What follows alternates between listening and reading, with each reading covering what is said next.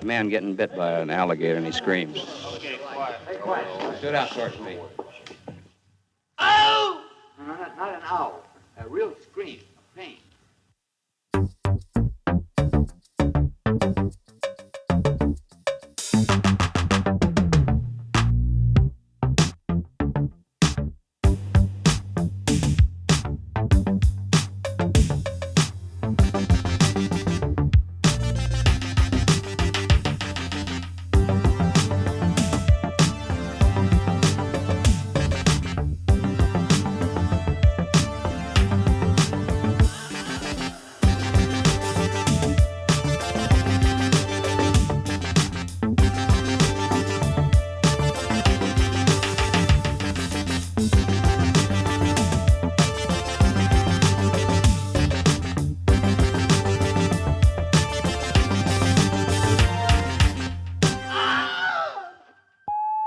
Welcome back, Screamers, to another episode where we try to free each other's hearts. On today's show, we're talking Ari Aster's Maximalist something, Eddington, Eva Victor's Sorry Baby, and another installment of the Amanda Kramer experience with Give Me Pity. I guess our last Amanda Kramer for a bit, right? Because you can't see. Can we not find So Unreal? No, I don't think So Unreal. I don't think So Unreal's been. I saw a release date of September. Wow. And I think that might be a streaming release.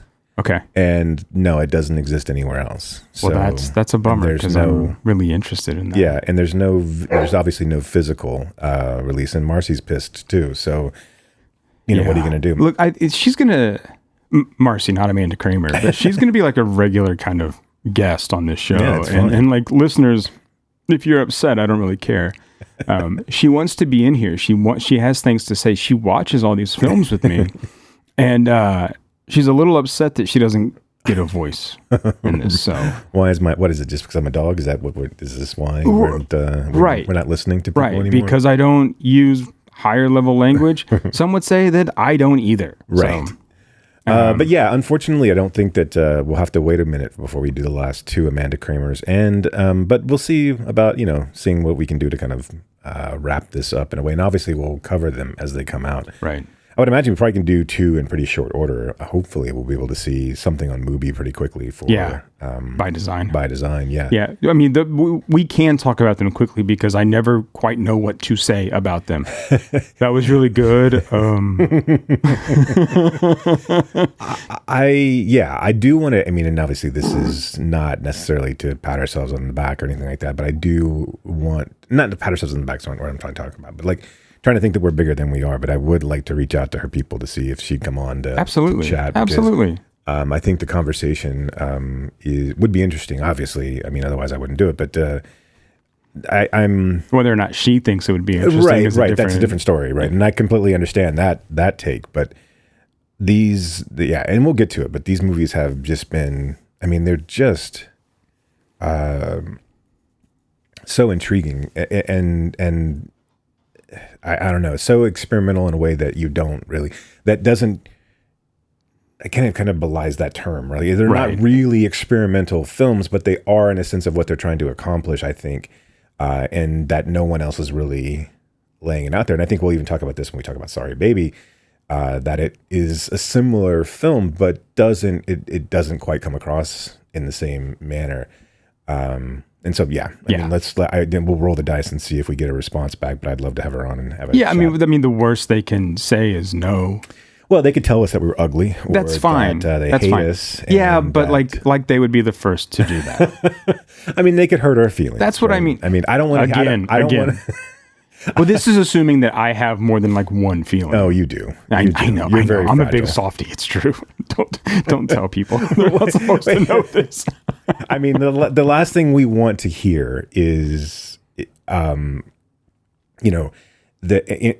guess last thing we want to hear is things that we already think about ourselves, right? That's right. We don't need reinforcement was what I was looking for. We don't need reinforcement of the things that we already think about this podcast, ourselves personally. But if we really cared, I don't think we do a lot of the things that we do. True. So. I can take constructive criticism. I just can't take blatant like why be so mean? Right. Like there's no reason for that. The good news is I don't really trust many people's opinion anyway. So that's going to be the biggest key, I guess. Right. And then the hard part is when they tell you that you did something good, you're like, I don't believe you though. That's fine. Yeah. I don't really believe you. But that's the funny part is that were some random stranger say, these guys are pedantic and they don't know shit about. I mean, like that is a different story to me. But like, if they were like, well, they're always off base and like they always say the same thing over and over again, and like and their takes are really just kind of warmed over pseudo intellectual horseshit, then I'm like, oh yeah, I guess maybe. I don't know. I mean, this nouveau poser that they put on. It's just like, oh shit, they really figured it out. Oh my god, someone saw right through us. How did you know I was trying to do that? Anyways, I think enough of like lambasting ourselves. Sure. Yeah, let's get into the movies. But before we get into today's sort of docket or ticket or whatever you want to call it, you wanted to talk about taste or the lack thereof. I believe. I've been seeing this occasionally pop across social media threads about the death of taste, and specifically like around. I guess Mark Maron has quit his podcast and is kind of going on this like rampage of that's a very strong term for what he's doing. It's just basically like, I don't give a shit. I'm going to say what I'm going to say. Yeah. But it brought up the there's been a bunch of like mid films that have come out as of late that have gotten that have gotten relatively decent reviews, and again, I'm speaking specifically about Happy Gilmore too. And like, and I'm guess like my question to you and to the listening audience, if there is one, is have we gone past where we don't like? Have we dived so far into this streaming era where we have been fed nothing but tasteless fast food for so long that we just don't give a shit? Because what I've been hearing, and I know you didn't watch Happy Gilmore 2, and I don't encourage you to do. I wasn't going to. Right. Yeah. I mean, it's exactly what you think it would be, although, especially now, right? I mean, I think it had Happy Gilmore 2 come out, in the 90s or early 2000s, you might have had a little bit more excitement for it. Excitement may be the wrong term, but you may have been like, okay, well, we're willing to take this on its own terms. But now,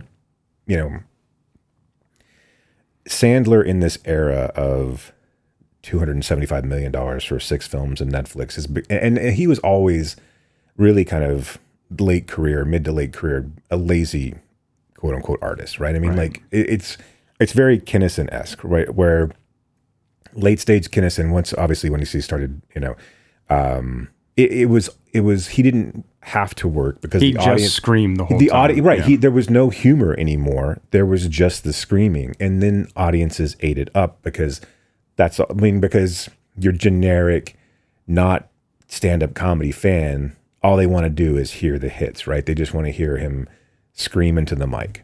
And so he didn't have to work on the jokes. And because the money was the same regardless. And so he became this shitty comic.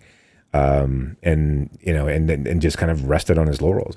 I mean, Sandler's been that way for a really long time, but I think if you go back and look at his first couple of films, and I think you could make an argument of how good the first 5 to 6 were. But I mean, I think, there are lazy elements to Happy Gilmore, but I think if you look at Billy Madison, that is a really, really smart, funny comedy. And it was doing things that really weren't being done at the time. I mean, you had yes, you had Naked Gun, but this wasn't a spoof comedy in the same way that this was a spoof. These were guys that were doing something that really was beyond like what the SNL people were doing. They were really, really turning these tropes on their head, taking them to, an nth degree, and really, really, I mean, just like ramping up the funny. And I think, those, it saddens me, I guess. And again, Adam Sandler, obviously, 100 millionaire. He doesn't owe me shit, nor does he give a shit what I have to say. But like this laziness of, well, now, 30 whatever years later, 25 years later, whatever it is, past Happy Gilmore, we come up. And again, we weren't expecting Happy Gilmore to be this like rebirth of comedy. I get that, and then maybe, but I do see people online, and like if you look on the IMDb ratings, it's a 6.5, and it's like it's not like it's it's not going to sit in the top 250, right? But I mean, like, are people really okay with this movie? I mean, like it's 2 hours. It really, it's not quite that long, but it's close, and it's just 2 hours of well, that is time that has passed. It is a starting point. There are really no jokes that you haven't already heard. A lot of the film, when a joke is told, they will literally flash back to the first film and show you footage from the first film as if no one is a fan of the first film. So it's not even an Easter egg. It's just a callback, and they show the callback. Right. Right. It is like, hey, remember that thing that we did? Here it is. Here it is. I'm going to show it to you exactly again. And only one time is it really ever utilized well. They do a flashback to Happy's, his happy place. And Julie Bowen like stops it and she's like, is that really what your happy place was me in a negligee carrying two? And so that was kind of an actual moment where it's like, okay, I mean, that's not a bad way to do that. But the rest of it is that the entirety of the jokes are cameos. Yeah. I mean, it's like, look who's in this role. People who can't act, and those who can are being subjugated to I don't know. There's a moment like in Billy Madison where the whole if peeing your pants is cool, call me Miles Davis. This has devolved now to where like Steve Buscemi is like the crazy guy who's just peeing in a mailbox, and that's the joke. Is he's peeing in a mailbox. And I'm like, okay. And all that aside, I'm not surprised that Sandler is doing a lazy comedy. He's been doing that for 20 fucking years. Let's not kid ourselves. And like, the guy has talent. He chooses to use it very sparingly. Mm-hmm. And like, and you can see it in his persona. He wears sweatpants to the Oscars, and that's the joke for him. And then he can say things, the whole Timothée Chalamet joke. I mean, it's as simple as it's dumb. It's not really funny. And it's just, so anyway, Sandler's lazy. Yes, we get that. But what's surprising to me is, I guess not surprising. I'm guessing I'm asking the question is, have we lost all sense of taste? Are we a McDonald's, art nation in this point where this is all we give a shit about? It's fine to just feed us shit and we'll just be like, and we devolved into ow my balls? Is this where we've gotten to where we don't care about the quality of what's being presented? It's just, oh, there's a thing I recognize and haha, now I don't have to think about it for 2 hours. I think that's a lot of it. Yeah. And I'm not sure that we've ever been anything other than a fast food nation of art. Probably in terms of that. I think that we fancy ourselves higher brow than we actually are. But I also think that movies like this, I don't think Netflix or anyone making the movie actually cares if you watch it. And what I mean is, think about right.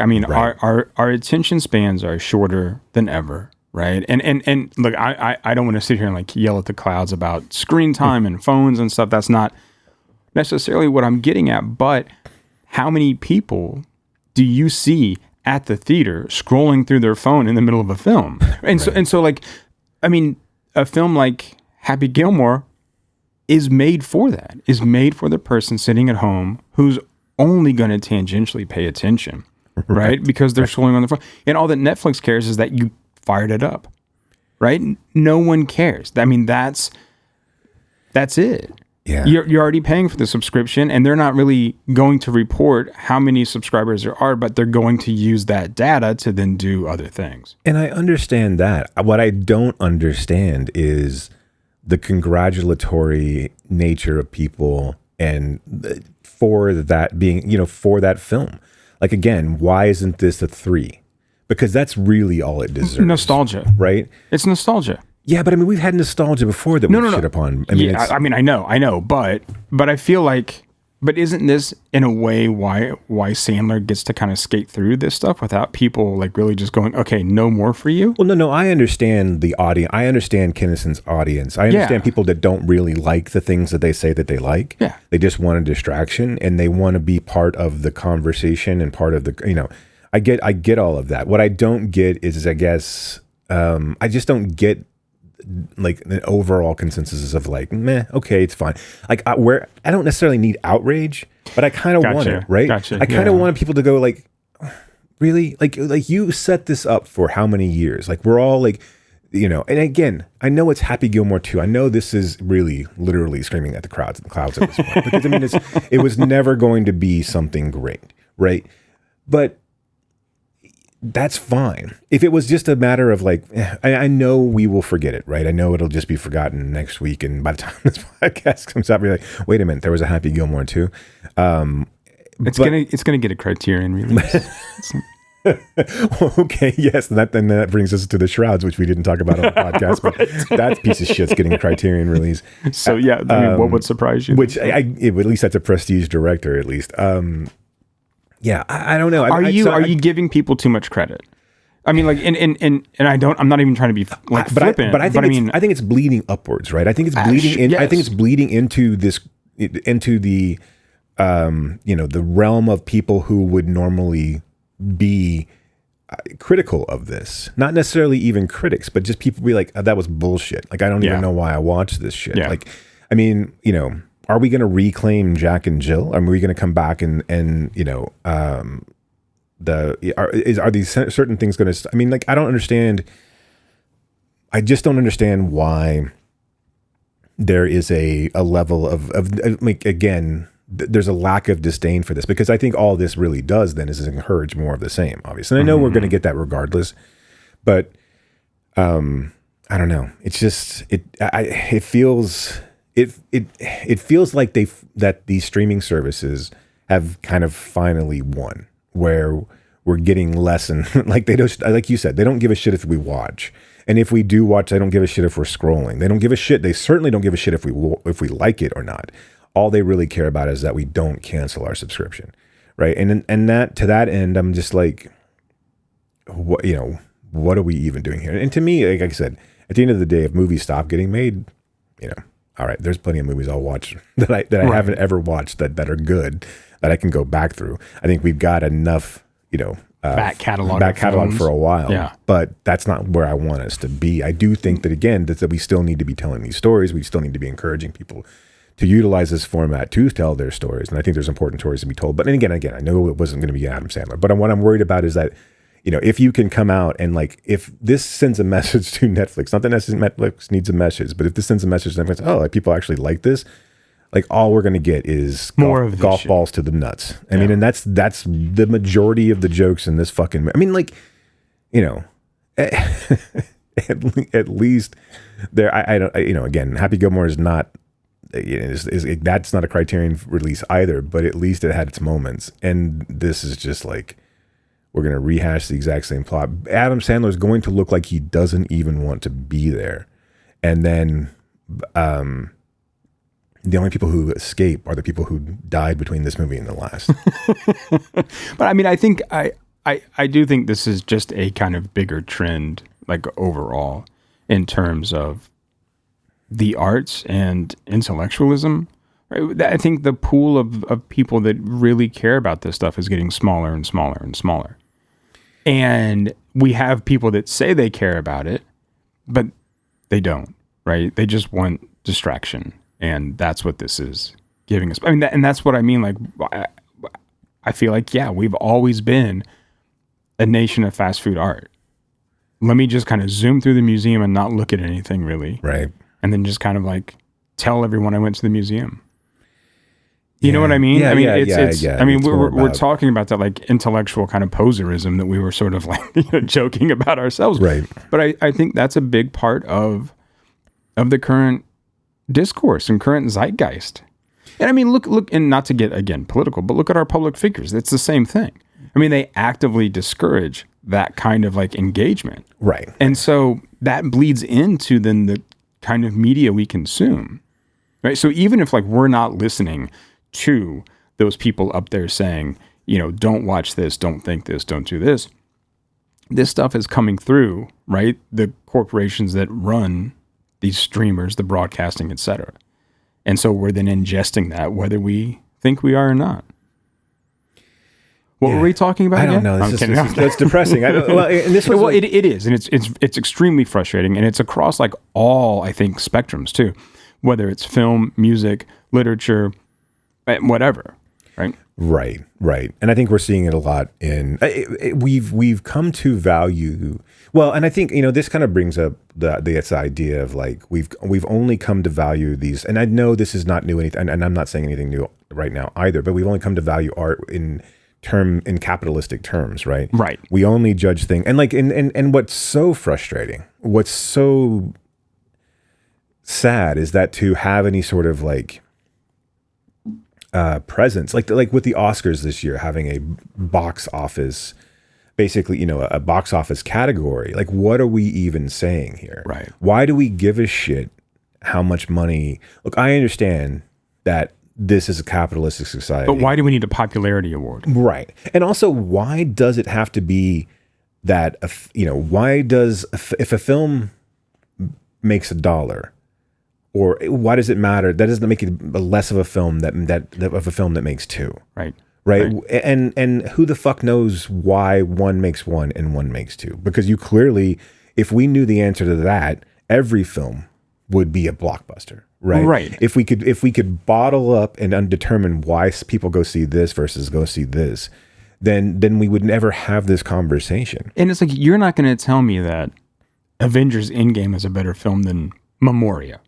Right. Just right. because it made more money. That's ridiculous. That's a ridiculous standard to put things up against. I mean, this is why the sort of like categorizing and ranking and giving out prizes for some of this stuff is just so inherently frustrating, because you're like, this is not the judge of quality, right? I understand that it's a group of people got together and said, okay, we like this the best. That's fine. But that's all it is. So don't call one thing better than another. I mean, Crash won Best Picture. Right. You're going to, Right. And look, that's always been, art is subjective. It's always been subjective. Right. I mean, that's an understood statement. This idea that like, we're so hyper focused on, okay, well, how much did this movie make in its opening weekend, and then that determines everything in regards to its success. And we don't even do that objectively. I mean, as we saw with like the whole Sinners thing, right? I mean, it made a bunch of money. It's like, well, but and of course we only do that with a film with, you know, whatever. And I know that the discourse around this is I mean, and the environment is toxic, but like we look at something like Man of Steel versus the new Superman. And then we have this idea of like, well, one made more money. That makes then Zack Snyder's got a bigger dick than fucking James Gunn. And like, who the fuck gives a shit? Right. None of like, who fucking cares? And we're then like losing the bigger picture, right? We're not looking at the kind of like systemic issues and what this is saying about this industry and why do we need to keep rehashing these same things over and over. All we give a shit about is if we're right, if our team won, if our if our team made more money, right? That's how we determine that we're better people than everybody else. Fuck this! I don't. Podcast over. I'm just. I'm a terrible person then, because I have no money and I don't win things. That brings me to my other question. In our fast food nation, and I was thinking about I was listening to Blank Check, and they're doing the Coens. Not to bring up a better podcast than ours, but and a more expensive podcast. And that is an objective fact. Right. That's fine. Yeah. But they're talking about Coens, and I was thinking about Lebowski, and like how Lebowski was quote unquote a flop when it came out. It wasn't, well, not even a flop, at least from a money perspective, but just it was not well received critically when it first came out. And then over time, people have kind of reclaimed it, understood what they were trying to do. It was just so different than Fargo. I don't think we live in existence. I don't think we live in a time right now where that is possible anymore. I don't think there's any film that has come out in the past, I would say, decade that we're going to that we've shit upon. I don't even think there's films that we will remember in this past decade, that especially ones that were critically, even like ignored or reviled, that will be able to be pulled up and to be reclaimed. There's never going to be. I think that's done. Do you think that's because we just don't have that kind of longevity in us anymore? Like we don't. Again, I know that attention spans is really kind of like discussion du jour, but all the time now. But I mean, do you think that's part of it, that we just like won't remember? Yeah, I think I think part of it is too that that the ability to like discover things is gone as well. I think people still try to discover things from the past, right? And I know that everything's from the past, but I do think that there's a level of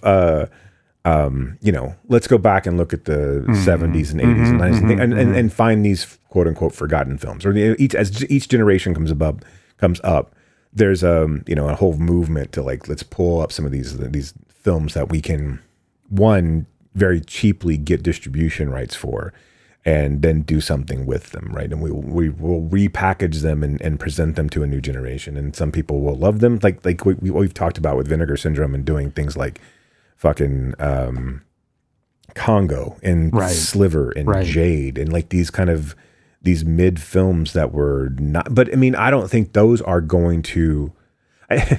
I don't think there's going to be a huge moment of people going, oh, well, yeah, no, Sliver was actually a really good movie and we just didn't understand it at the time.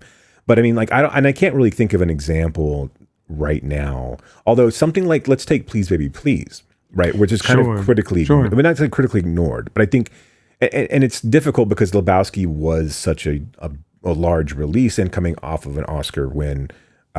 And just kind of then, but also something like Fight Club, right? I mean, like where Fight Club was not a huge hit at the theaters, right?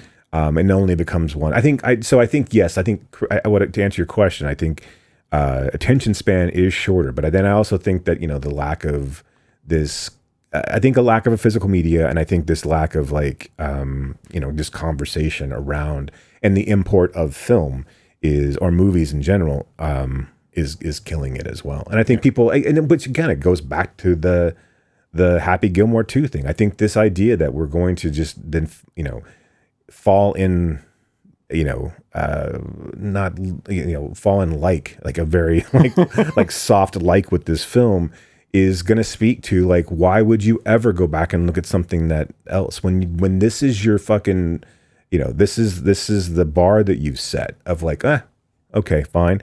Why would you go back and look for something that might have been that had fallen through the cracks, or what would you ever talk about that that you could bring this up and have a revival of sorts?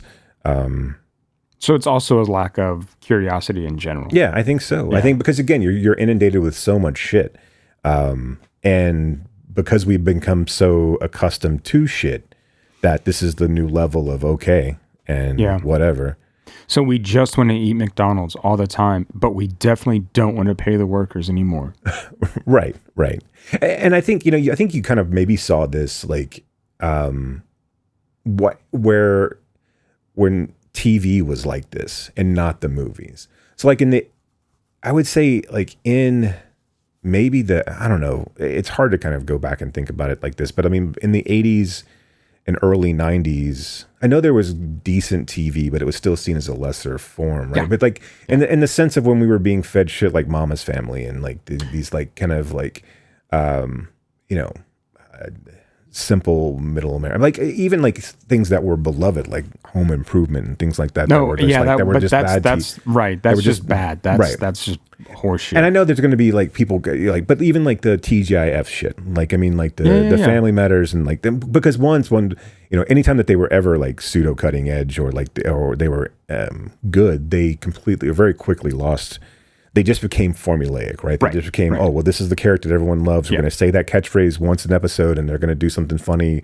They all became formulaic or almost like derivative of each other, too. Right. I mean, so you had Full House, Family Matters. What was the one with Kirk Cameron? Growing Pains. Yeah, right? I mean, they all, Who's the Boss? They all followed a very kind of similar, pattern in that respect. Yeah, so they were sort of interchangeable. But, oh, hey, Tony Danza's a single father, and Family Matters is a black family, and Growing Pains, well, had a Christian asshole on. Yeah, exactly.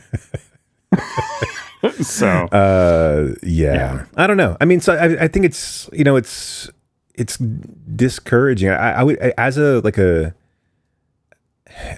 what does, and part of the reason I'd like to have her on, like, what is a filmmaker like Amanda Kramer, do they give a shit? Or do they just want to make their art and they do their budgets and they get money to make their pieces and they're fine with it for the people that it reaches. But I mean, is there any sort of like desire to, really reach more, or are you just trying to tell your story and hopefully people who need to find it will find it? And I think this is an interesting question too. And I know it's one that we've sort of touched on, I think, before, and I'm going to use again Chloe Zhao as this example. Right. She's making these very small, independent, but beautiful, right? Regardless of what I really think of like Nomadland, right? It's still a beautiful film, I think, worth watching. I think her other two films are better, but whatever. Right. But then she moves on to the Eternals, and now she's going to do a Buffy reboot. And so I understand, right, the urge to do something bigger, to reach more people, to have more money, to work with a bigger budget, right, to see what you can do when you play in that playground or play in that sandbox. But at what cost, right? At what cost? Because at that point, like, can or when will Chloe Zhao go back to something smaller? And so this is what, like, I would hope. I mean, to me, an artist like Amanda Kramer, and I could be completely wrong, but I feel like she would just say, fuck it. I'm going to do what I want to do. No one's going to tell me what to do, right? And if you do, I'll take my ball and go home. I don't care, right? Because it's what I want to. And if people out there get it, they get it. And if they don't, fuck it. It doesn't matter. Well, and you and I grew up in the era of us just not you and me personally, but like our generation lambasting people who sold, quote unquote, sold out. Right. We're very Gen X in that way, right? Right. So like Apples and Stereo does a fucking song for a commercial and everyone's like, fuck you guys, right? Like, like I remember like Buffalo Tom, I mean, I think I've told this story on the podcast before, but Buffalo Tom being on My So-Called Life, and I'm like, what the fuck are these guys doing? Right. And I think we kind of, like, as we got older, we softened on that, but then I think I'm kind of coming back around to like, where is your artistic integrity? Right. And again, I know Adam Sandler at one point probably had some, but he's always been a pee-pee poo-poo humor guy, right? I mean, like, even at the best of it, he's been good at that. I mean, he's done some really smart pee-pee and poo-poo humor, but it's not always, but like, it's easy then to kind of fall into it. But like, you know, I think that like Celine, and again, get your bag, I guess, to a certain extent, but how much of a bag do you need to fucking get? Like, why is Celine Song rewriting Pretty Women? Or whatever the fuck it was. Right. It was it that? It was something else. It was something, whatever. It was one of those types of, like, she's doing a reboot or rewriting something for, and I don't think it's Pretty Woman. I think it's, but I forget whatever. It doesn't matter. And then, okay, like Billy Bob fucking Thornton doing fucking T-Mobile commercials. How have you lost your fucking soul? Does he have back taxes to pay? I don't know. I don't know. And if he does, he should have said that before he did the T-Mobile commercial. Say, look, I'm going to do that. Like, because like before, our generation of actors would shamefully go over to Japan and do commercials. That was the whole plot of Lost in Translation, right? And specifically, it would be in that Tom Selleck baseball movie. Yes, Mr. Baseball. And it would specifically be in their, you know, in their contracts that these commercials could not show in the United States. It would damage their, you know, their careers, their reputation, their artistic integrity. Now it does. Like, we've got fucking Woody Harrelson, and again, I know, right? It's not Olivier. My Best Friend's Wedding sequel. Oh my God, even fucking worse, right? So it's not Olivier. It's a sequel. Yeah. It's not, you know, it's not David Lean. You know, it's not these like Pantheon. I mean, I'm just pulling names out of my hat, but like these like, you know, there's not the Rushmore of Hollywood. But how does fucking liberal ass Woody Harrelson look himself in the mirror and know that he's shilling for an AI company? How does even as an artist, right, where in an industry where you're having a fight with these, you know, with corporations and AI developers to keep it out of your industry, and you're gonna, I don't know, but I think artistic integrity is I think it's kind of a myth. Oh, it's I mean, like, I think it's the thing that we wish that like was around. And again, like, okay, I could understand. I can understand, you know, a person who's been the sixth lead on a TV series, or just making a living, making a living that has to put in, right? That has to, you know, that will do a commercial here or there because they're a nameless face, and that someday it'll come up and we'll go, oh, that was that guy. But these guys, like, you're just taking jobs from, like, here's the thing. It's because also those ads, especially the AI ads, are only for investors, right? They're like, like average consumers aren't buying. So you're that kind of AI. You're just lending your name, your talent, whatever that may be, your face, your integrity to enrich people who are already ruining society and also, fucking are already don't need that enrichment. Yeah. It's fucking insane. And I just don't get why I don't, and again, of course, of course you're doing it because there's no backlash to it. There's no no one's saying, well, go fuck you, Woody Harrelson. Like, why would I go watch a movie with somebody who's like, why would anybody include Woody Harrelson in their films when he's shilling for these? Like, it would have ruined careers before. There's a reason why they didn't show those commercials over in the United States. And now it's just, it's old hat. Everyone does it. Yeah. Right.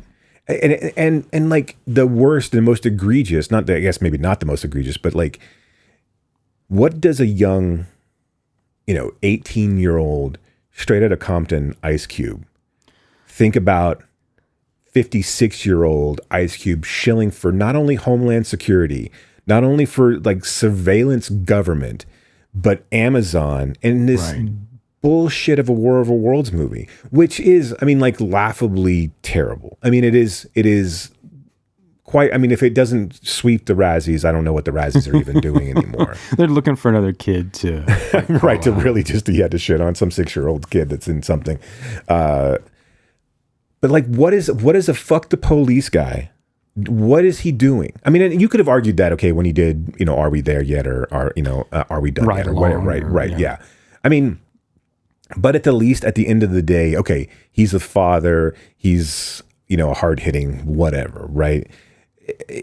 This is just, it's an antithesis to everything that he stood for as a kid. Yeah, you get older, you get some money, and you don't fucking care anymore. But again, how much fucking money does Ice Cube need? But this is a bigger question too. How much money does anyone need, but yet they just want more?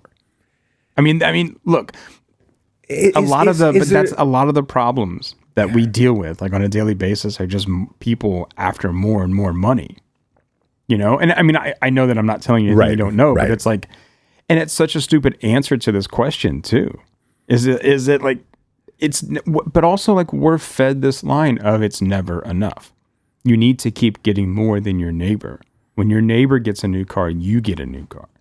And so you have to keep doing this. Now, of course it's bullshit, right? It's just bullshit that keeps us in this perpetual loop of buying more. But who is Ice Cube trying to keep up with? I have no idea. And is it worth whatever amount of money that he made for this? Is it worth it? I understand. And look, and you can make the argument, Michael Caine is very very famously said, I've never seen Jaws 4, but I've seen the house that it paid for. Right.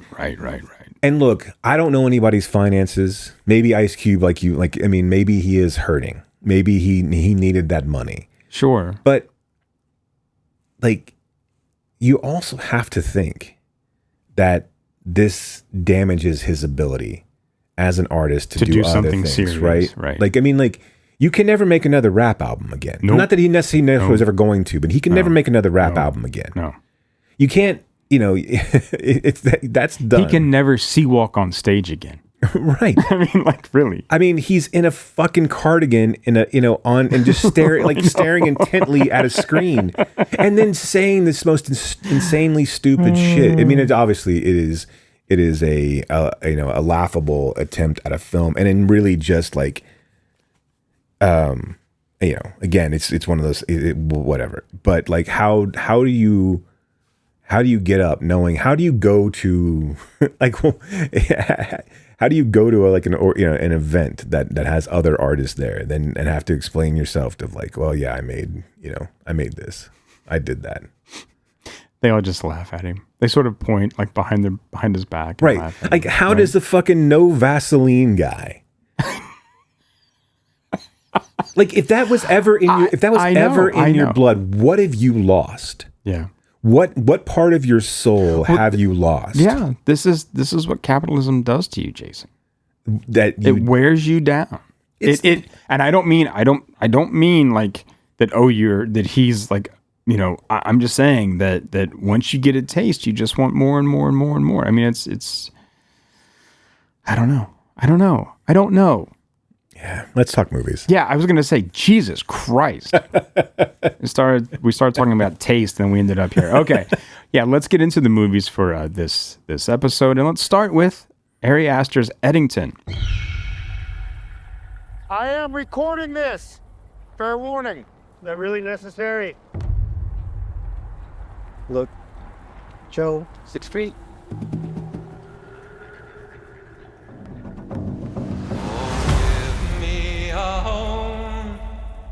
Where the buffalo roam, Is that praying? where the deer and the antelope play, How did we get here? And even worse, is it worth it? where seldom At the is cost of being at war with your neighbors? a discouraging word, That's why I'm running for mayor. and the skies are not Mayor of Eddington. all day. Thank you super duper very much. I used to think that you were some big deal. But I am a much better human being than you. Who are you talking to? There's nobody here. Home, home on the range, Husband, sheriff, mayor to be. where the deer and the antelope play. You want things simple and neat. We are in a fight against evil. Seldom is heard. These are your streets. No, they're your streets to keep safe. You know how death works out. People are going to be looking here now. Keep your own office going, but you're going to run mine. So we vote Joe Cross, take back our community, Hell yeah. save our soul.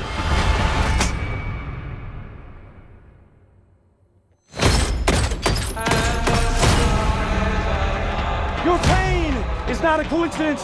You are not a coincidence. We Are not a coincidence.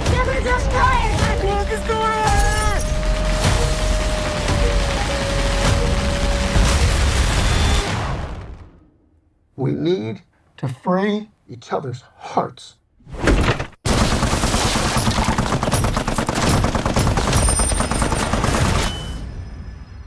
In May of 2020, a standoff between a small-town sheriff and mayor sparks a power keg as neighbor is pitted against neighbor in Eddington, New Mexico. This film's like all over the place, right? So I'm watching this film, and I'm just kind of going like, okay, where are we going? And like, I get it, right? He's just throwing everything in there. That's watching this film. It feels like someone who has gotten out all his toys. Like his G.I. Joes, his Transformers, like his Lego houses, right? His Hot Wheels. And he puts everything on his bedroom floor and he's just making them do all the things that he wants to do in a kind of like stream of conscious mind, right? Where he's just like, no, I want to be mayor. No, you can't be mayor. I fucked your wife, but not really. And the blah, blah, blah. I mean, I don't know. That's how it like feels to me. It's like a guy just like playing with these toys and kind of just seeing where it takes him. And look, and I don't not like this film, right? I just think that there's a whole lot going on. And one of the things that concerns me, because I think he skewers everyone, right? Right. But sometimes I feel like he's punching down. Sometimes I feel like it's a little too easy. There were moments where I was just kind of like, okay, this is what you're taking aim at is a little too simple, a little too easy, and a little too, I mean, I think it's easy to make Joaquin Phoenix's character look like the bumbling kind of asshole that he is. And then I appreciate that he gives him some teeth, right? At a certain point. But there doesn't seem to be a lot of nuance there with the character.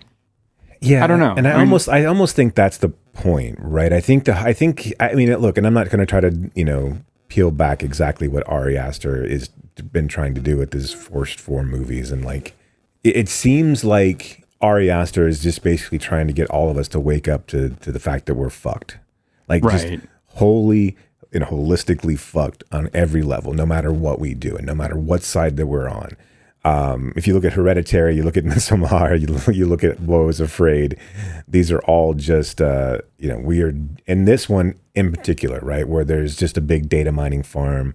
Yeah, I mean, it's like an AI farm. Right. I mean, going back to like what we were talking about, yeah. That seems like as we get to the end of the, I mean, like so like, if you haven't seen Eddington, essentially Pedro Pascal is the mayor of this small, little tiny New Mexico town that borders on indigenous lands, and he's trying to revitalize the town by bringing in this huge data mining conglomerate that so they're going to set up shop, and then they're going to start taking natural resources, but it should bring in jobs to the town, et cetera. It should revitalize the town.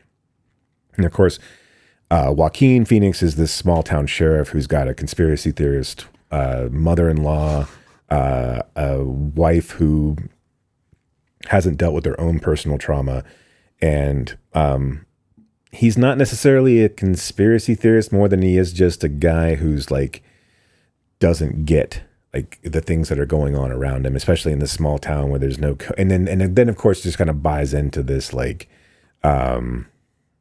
they're all against you, and I'm the voice of the people, and you're being misled, kind of thing. And I think Astor's point in all of this is like showing it and like skewering everyone is to basically kind of pull back a little bit and show us how all ridiculous everything that was, and there was no real discourse, right? It was just an A versus B type mentality where, they were trying to stop, we were trying to stop a pandemic, and there was, there was the people that couldn't communicate with one another, and largely, of course, who knows? I'm not going to dig into any of the reasons why, but then Astor then throws in the Black Lives Matters movement, and then this kind of like,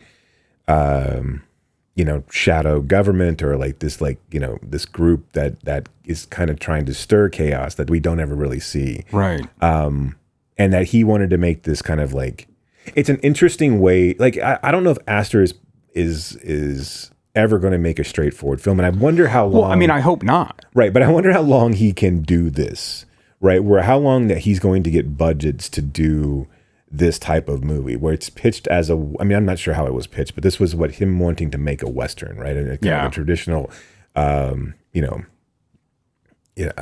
good guys versus bad guys, whoever guys you side with. Yeah. Because this devolves into just a 30-minute gun battle, basically, at the end of this movie, a very violent and bloody gun battle. Right. Where, the guy who ends up thinking that, that the mayor is actually a puppet, ends up becoming a puppet himself, right? I mean, and I think there's just a shit ton to unpack in this like almost 3-hour movie. Yeah. And I wonder if like really what his message is in this. Like you said, I mean, I don't necessarily know, like, one, are you too dangerously close to punching down? And are you so oblique and obscure that you can't, and maybe he's not trying to say anything other than, we're fucked regardless. Right? I don't think he is. Right. I mean, I think that's exactly what he's doing. I think he's saying, here's the problem. I don't have a solution, but here's the problem. Here's what I see, right? And it's hard to argue with what he sees, but I don't think that he's trying to necessarily tell us anything, because there's no one wins in this film. Right. Everyone comes out for the worst. I mean, but he's showing us all these different kind of archetypes that we have. And I think this is where I kind of like, where I think he could have used a little more seriousness or nuance with those archetypes, right? We have the white girl leading the protest, right? But then saying these things like, I know that I'm not, like, I'm using my privilege to speak, and I shouldn't even be. Right. And it's funny, right? It's funny because it's true, but I think again, right, all then it does is paint her as someone who is just doing things for like clicks on Instagram or whatever, and I don't think that's the whole picture, right? And the same thing with like the sheriff. I mean, I think here's someone who's so frustrated by what he's going through at home that he doesn't know how else to act. That he feels a sense of loyalty to this family at home, that he has to kind of go out and act this way towards other people and towards especially Pedro Pascal. Right. And then, but it doesn't then get to okay, who else might this guy actually be? And again, the movie is almost 3 hours. I think there's time to see more, right? To see something a little deeper. But it touches on it throws in everything. Yeah, this is the kitchen sink, right? I mean, you've got Austin Butler's character, right? And these kind of evangelical, like, tour bus preachers. Well, even the who was the kid who brought the the automated the assault weapon the weapon to the streets and was now like championed by the right after he killed. Yeah, which again, something else I think is really good. This guy who gets involved in the protest because he wants to get with this girl, right? And and then ends up on the complete other side. right. I do find it like but it's hard to piece apart, right? Because when Joaquin Phoenix becomes, when he shoots Pedro Pascal and his son, again, is this some sort of like, again, it's really kind of hard to piece it all together, because is it some sort of call to action? Is it some sort of like call for us to like is the intent of this to realize that we're all kind of fucking stupid in this, and there's got to be a better way to do this, or some sort of like commonality? Or is it a sense of like, as the credits roll and we're watching this this data center that's already been created, right, that it was already there all along, wasn't even a matter of whether or not we had any choice in the matter, it was already going to be there, that we're all being driven by corporations, and that this inner turmoil is all just it's all just a play, right? It's all just theater. Yeah. But goddamn, it's a lot to take. Yeah. And like it's one of those movies, like, it's just, I think this is way more accessible, obviously, than Beau is Afraid. I think it's kind of doing the same thing, but like it feels more grounded than Beau is Afraid, or more grounded in reality, right? Sure. Beau is Afraid is so much like in his head, right? And this isn't really necessarily the real world that we're seeing, but it's like the world constructed in his mind, right, that we're seeing, where this is a version of, right, the real world, like something kind of, writ small but writ large at the same time, right? So it's an exaggeration, but you can also go, oh, okay, I've seen people like that, I've seen people act like that, right? Or I know that girl, right? Or that kind of idea. But I don't think there's any kind of call to anything here. I think Aster's just like, here you go, here's the fucked up shit. That's it. Yeah, I find this interesting in the same sense of like that, Garland's Civil War. It's like both of these films are like, what are we to take from them? Are they just mirrors of our current times, and that we're in, eras of desperation, and really kind of, Rome is burning. Yeah. And there's really there's nothing to do. Yeah, I don't think, I think that if this movie had ended on some kind of like positive note, right, or some kind of message note, I think I would have like thrown my popcorn bowl at right. I think right. I would have been really upset, because nothing, like a Boys about in the Hood, film, increase the peace title exactly card. Right, like nothing was going that direction, and I think we're talking about like integrity, and I think that would have been a cheap way to end a film like this, right? Where we're watching all this stuff, and there's no way to tie these things up with a nice, pretty bow. There just like isn't. I know. That's just it's like of all the things we talk about, of like, people, it's an interesting film to be made now. Yeah. And I think that it's indicative of whatever leverage Aster has over A24, and that those guys are just willing to like give him the money to do what he wants to do. Well, because they made shit like, Opus and Death of a Unicorn. So they're like, yeah, here, right, go do something good.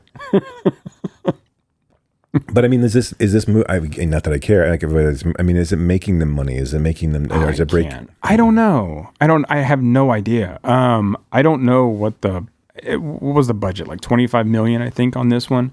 I would imagine most actors are probably working for scale at this point. And I have with Aster, and I have no idea like what.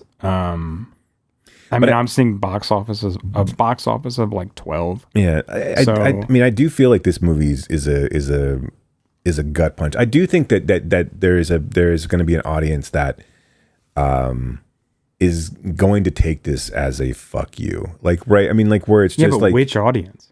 No, I mean, I think both, but I mean, well, to be honest, I think it's going to be the one that falls in the liberal side, right? I mean, I do think because I don't think that, like, I don't think the one that falls on the Joaquin, if we're breaking this up, right, and then we're making this some sort of duality, the ones that fall on, because when Joaquin Phoenix's portion of it really then does devolve into just hyper violence, right? I know that the Black Lives Matter piece is skewered more about what people think is actually going on, right? And the white guilt behind all of it, right? I mean, like this performative white guilt that where there's no consequence, right? I mean, like, and I think that's again really kind of well pointed out in this. But I mean, like, I do feel like the intelligentsia is going to see their own folly in this, but I also think they're going to think, well, I mean, like, you're just showing us the folly. Like, I mean, there's no, and not that there necessarily needs to be a message here, but like, yeah, we get it. We understand that this is all fucked up. Like, you know. Right. Yeah. And I think that was part of like what I was going through watching the film was like, okay, like, yes. Right. Yes. Right. This is all familiar. Okay. Yeah. I mean, I don't either. I feel like the people that are going to take away from this is like, why are you telling us this kind of thing? Like, I mean, like, we all get it. Like, did you need to spend $25 million in 3 hours? In 3 hours for us to sit through and tell us that the world is fucked? We all know it's fucked. We can turn on the TV and see that it's fucked. And we can see that, and I think maybe at a certain point, you don't take this movie far enough, right? I mean, like, you don't skewer the media to a certain extent. You don't skewer the government, really. I mean, I know that Pedro Pascal is a stand-in. He's a small town mayor. But he's not even a governor. I mean, So I mean, I don't think that really counts as skewering the government, right? And if you want to say, well, okay, then this like shadow like group that flies in and like can bomb all these people and like set all this shit up, that's not well spelled out. If that's supposed to be a stand-in for our own military or our own intelligence groups, or what have you. They're pretty much left alone. So I mean, like there's more areas here that you could have picked apart. And like I think you said, I mean, like, is it punching down? I think potentially, because you're talking about small town Americana, right? You're talking about two groups of people that both want to do well, regardless of whether or not they're whether they're right or not, right? I mean, like, and if you're trying to say that there is more nefarious, I mean, there's stupidity at a much higher level than down in Eddington, New Mexico, right? Yeah. And there's misinformation and then I do feel like the pedophilia aspect of this with the Austin Butler and the which is mostly child grooming and like it's and this idea of with what's her face? Emma Stone? Emma Stone, yeah. I with her character, I think like that is a really interesting piece to put in the middle of all of this. Yeah. Right? Because it doesn't really feel like it needs to be there, and it doesn't really feel like it's indicative of what anything else we're saying in this movie. I don't know where that one really falls in regards of like, because what it seems to be saying is that this hysteria is real, at least on a personal level. I mean, Austin Butler comes off as manipulative, but he almost seems almost heroic in this film. Right. Which that seems weird to me. Like that whole portion of like, okay, he's saving Emma Stone, an individual, but he's manipulating her into where they're having a baby together at the end of the film. Right. Which I guess maybe, maybe is some sort of commentary on all of that. But I think that's probably the most, in my head, the most misplaced, allegory in this film. Because none of it's really necessary. I mean, I understand that like there's this past relationship with Stone and Pascal in the film, and the mother, right, hypes up this conspiracy that he got her pregnant when they were like 16, or when she was 16, and then she had an abortion, and he's like, I never touched her. And of course that has some tension between or that is the source of a lot of tension between Phoenix and then Pascal. But then when Austin Butler comes in and starts saying all this stuff, it almost seems like, well, what really happened was that her dad, right, abused her as a kid, and that's all this was going through. And then the mother has this response to that, which is this traumatic response to just put blame somewhere else. But like, does any of that even matter? I mean, like, all of that, I mean, that's us doing, I think, a lot of like legwork, right, to get there. Right. Does there need to be that big of a thing for there to be tension between these two guys?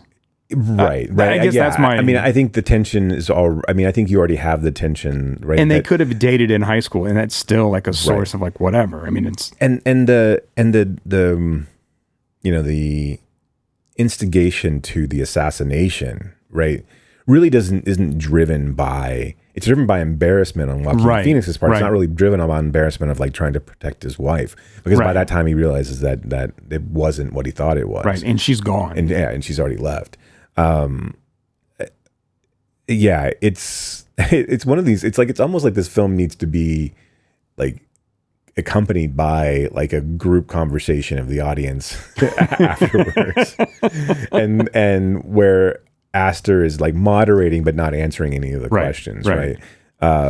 Like this needs to be like a roadshow film where maybe there's some sort of like really truly someone who has who can kind of help people bridge gaps, if those people exist anymore. I'm not 100% sure they do or not. No, I don't think so. But I think I think there is a little bit of kitchen sink aspect to a lot of this. I do think that like Astor is a lot of having his cake and eating it too in this film, just because once it devolves into this violent spectacle, it kind of becomes it's not. The satire kind of gets washed away, and it's not like RoboCop or something like that, where that's the point, right? I mean, like where where the camera's face back on. This is not a cabaret instance where we realize we're the Nazis in the audience, right? Yeah. This is now we're just enjoying the violence and the viscera, and I mean, and really, it's kind of hard to then we circle back around, and everyone kind of gets their comeuppance, but. And we're left with kind of just sitting in our with our own despair, but for a brief moment there, it's like he's almost giving us a reprieve of us, like, all right, this is what you wanted all along. Yeah. I told you a story, and I told you how you're all being idiots, and now here's a little gunplay for you so you can all feel better about the movie. And then, by the way, I'm going to end it with us, like, you're probably going to miss the metaphor, but you're all fucked, right? I mean, this is right. None of it matters anyway. Right, you were all fucked all along, and this whole dance was all useless. All this death and destruction and consternation and arguments. Got you nowhere. It really never mattered because the all of it was just a misdirection. Yep. And for us to take advantage of you. Yay, capitalism. Yay, capitalism. That's a good place to stop. Yeah, let's just stop it there. Yeah. I think you said that succinctly. We're all fucked. Here's some gunplay. Enjoy. No, but look, I mean, I do think that Eddington is worth going to see for the conversational. I mean, I'm curious to know how other people, feel about this. Yeah. I mean, it is, again, it's not that I don't like it, right? It's one of those where you're kind of like, okay. In a sense of like entertainment, right? I do feel like Eddington exists in this weird spot. And I know that not every film like has to, I know that there are message films, and I know that there are films that are supposed to be, supposed to make you uncomfortable. But and the physical media release of Eddington, or is this one going up on the shelf and just sitting there forever? Are you popping in? As people, hey, have you seen Eddington yet? Are we going to pop it in? Yeah, let's hang out and watch Eddington together. You got a few hours to kill. That'll become a Simpsons joke at one point where Barton, well, it probably will. Yeah, they all go see Eddington together. That's great. Okay, let's leave Eddington in New Mexico, and I don't know, we'll venture on. I was trying to figure out where to go with that, but it's just not really working. Let's talk about another A24 film. As my dog yells again, Let's talk about another A24 film in Eva Victor's Sorry Baby. Oh my God! I made it. Do you miss me, even though you're married? So grown up. It's so grown up. School was like, Oh, grad school was. Oh, I like it here though. are you sure? What are you up to this fine evening? I was wondering, do you have like stuff that makes a fire? Why do you need it? My friends and I were gonna make like hot dogs. Hot dog sounds good. I'm sorry, we only bought 2 hot dogs.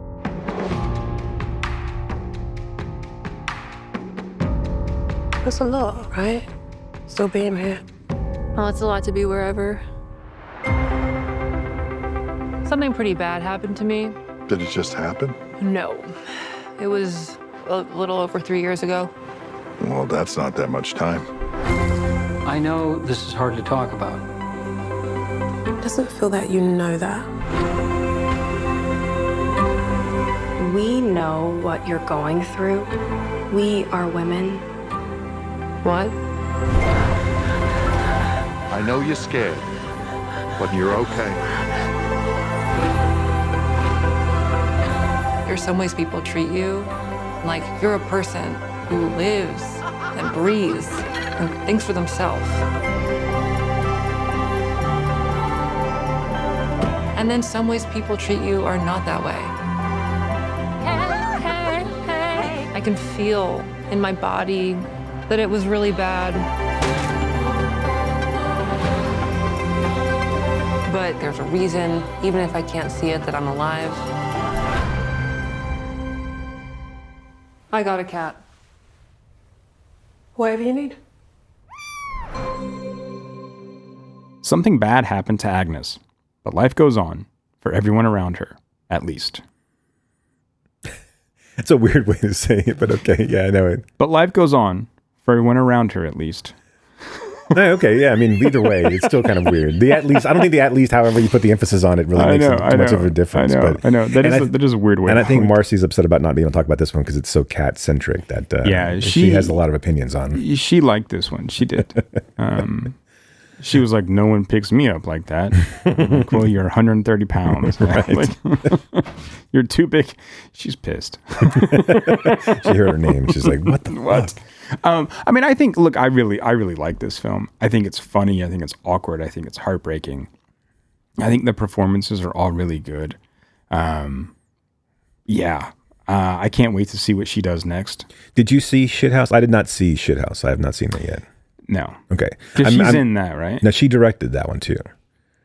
I think. She did? I thought that maybe, was the guy who was in it. I thought that maybe I'm wrong. I'm probably wrong. No, I thought that was one that she had directed, and she's in 2 other films. But I could have swore that she had directed that one. But I could be wrong. I'm probably no. Let me see. You're probably right. I mean, But as you're looking it up, I really like this movie. She did not. Okay. So this is her first then. I'm really impressed when films like this in this day and age exist. And because I think they're rarer and rarer and I also, you talk about this again of how much like, what does A24 want to be aside from a money-making studio? But like these films, I just don't, this is not, I know it's never going to be a huge, this is going to be $1 movie making, not $2 movie making, right? I mean, this is going to be, but I still think that there is a place for adult cinema or cinema for adults. That's not, if you look at what's at the theaters today, right? It's Fantastic Four, it's Superman, it's Bad Guys 2. Bad Guys 2, which is not bad actually. I went and saw that. It's fine. It's not great. It's not bad either. I always like to hear what's his face talk. So I want to say Sam Kinison, but I know that's not it. Yep. I think for multiple reasons, right? Because I don't want to hear him talk at all. And then you've got a bunch of that Formula One is probably sticking around. You've got the Angel Studios sketch. Film, and then like weirdly enough, there's some Eminem song documentary called Stands that I think is going to come and go really fast, but it's actually out. And then you got Weapons, and then a couple of horror films. This together came and went really fast. Right. Which is what I'm saying is like I do think that again there if you can put out The Materialists and people will go and talk about it and people will go and see that. There's a room for Sorry Baby in the world of the movie going day and age, right? I mean, like, and I just don't understand in the sense of like, what is Sorry Baby doing for A24? Like, if you're not going to press and push these movies, what is it really doing for you? Is it just fodder? Are you just picking it up and then going to dump it to a streamer? And this was part of a bidding war. Like right. A24 was in a bidding war with Searchlight, Neon, and Mubi. And so it goes to theaters for 2 weeks. Yeah. And no one knows it exists. So why get in a bidding war if this is what you're going to do, right? Right. I mean, let Neon have it. Let Mubi. Mubi would have put it out there. Right. Right. Like, why is it like somebody there clearly has taste? I mean, going back to like earlier, right? Right. To know that this is good and that this is worth picking up. It's worth spending $8 million on, right? Out of Sundance. Right.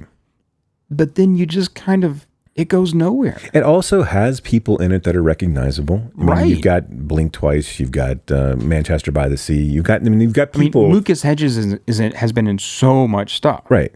I mean, yeah, Manchester by the Lady Bird. I mean, just like he's a name. I mean, like you could have marketed this.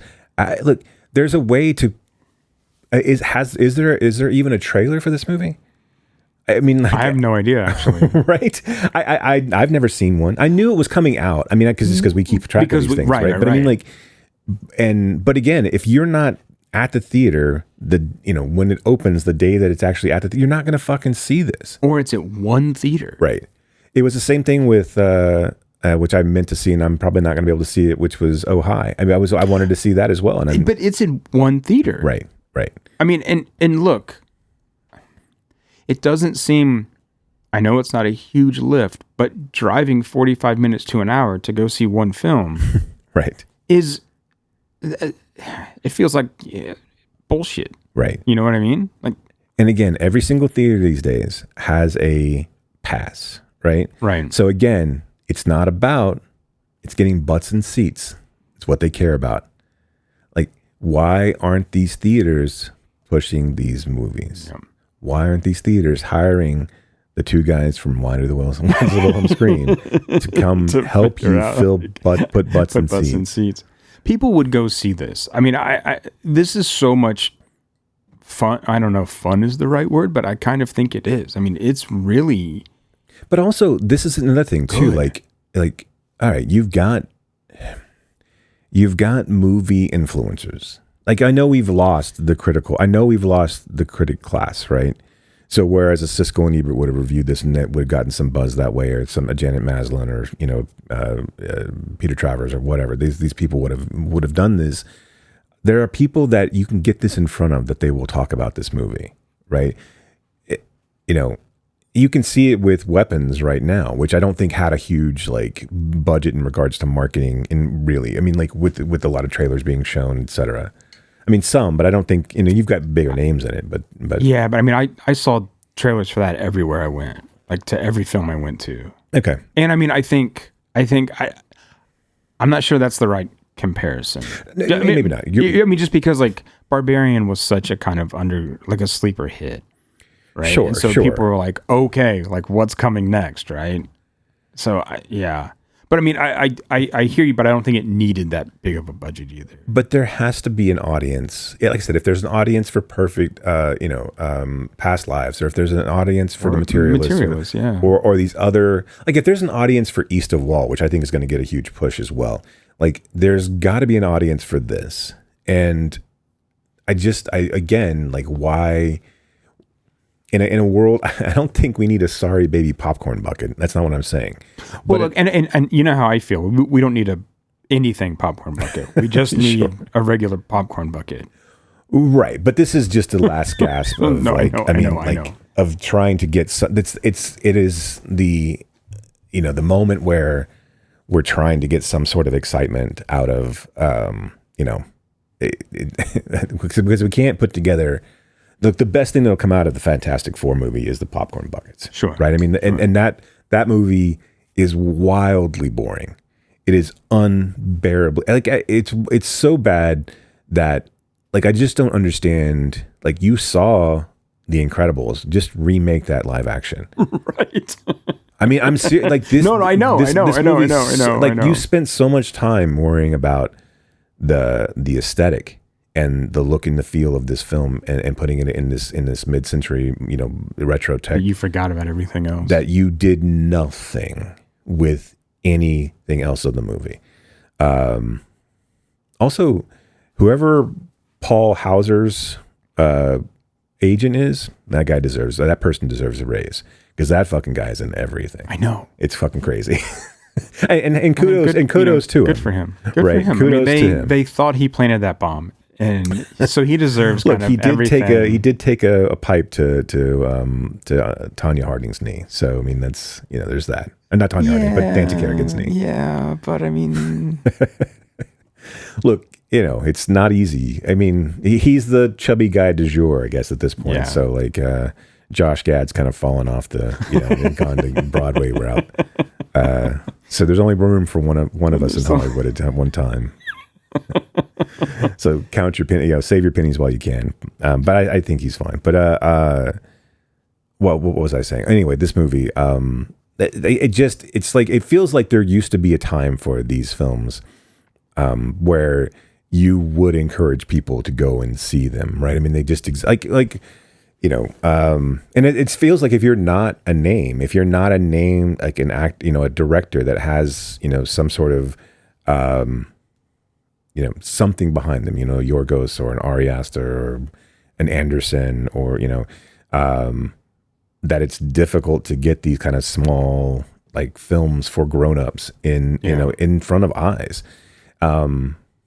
And then even then you're going to see like things like, that look, I haven't seen this, but it just looks boring. Like My Mother's Wedding and things like these we're almost falling back into this sense of like, that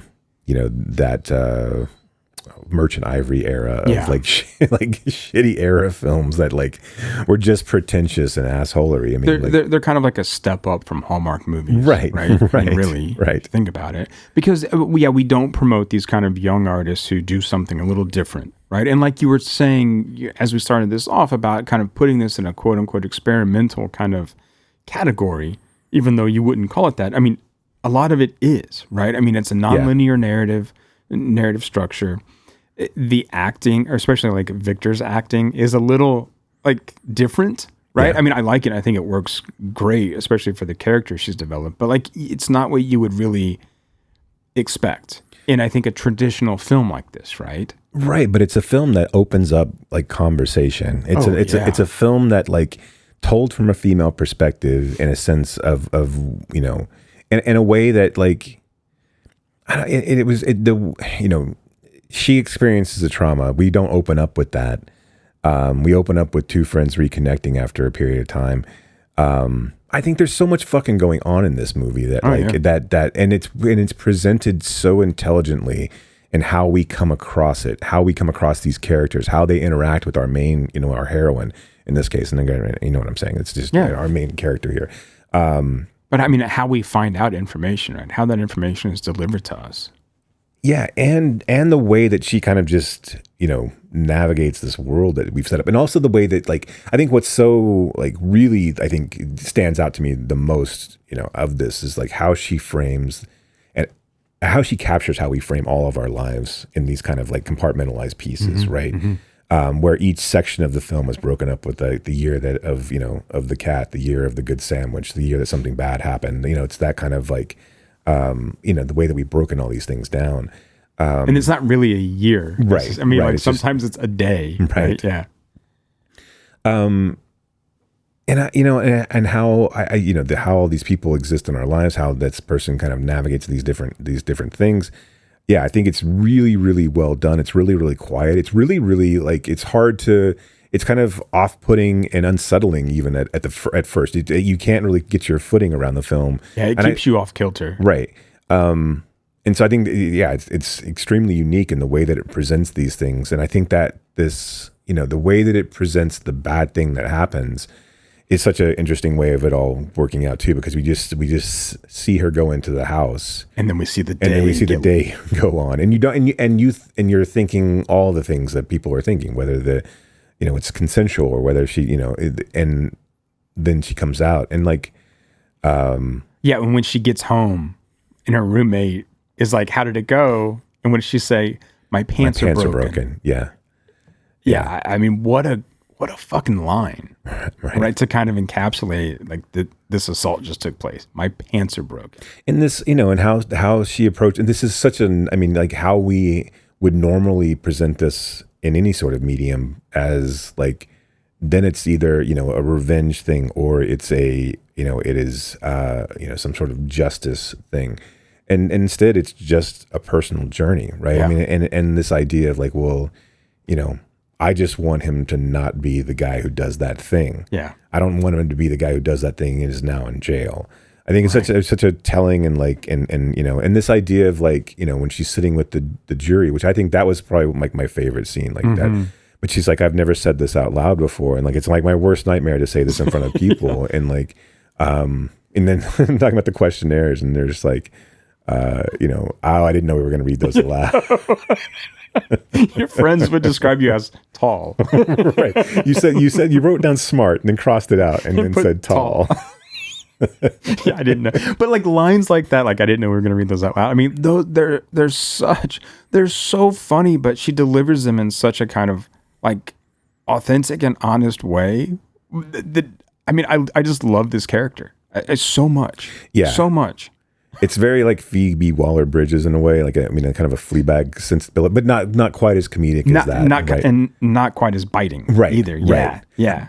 And I love the kind of the simple moments. I like this idea of like this kind of like theater of the uncomfortable, like not really knowing how to like, being this person and being seen as one thing, even by one person, and then how you see yourself. One of the things I found like wildly interesting is that her friend's wife looks identical to her, like, and they don't ever really touch on it. But I thought that actress has a fantastic last name. What's her? I don't know. Fight Master. Oh, really? Nice. Sounds made up. I guess who cares? Yeah, it's great. It's great. Yeah. But that, the conversation, I think there's so much like small, like really like quiet, funny moments. When she finds the cat and then she takes it into the grocery store. And she's like, have a cat? Did you bring a cat into the grocery store? But she's trying to get the cat to choose between salmon and tuna. And she's like, well, maybe you're just smelling the can. I don't know. Right. Which is like what we're all thinking watching this anyway. So you can't smell. And I think I don't.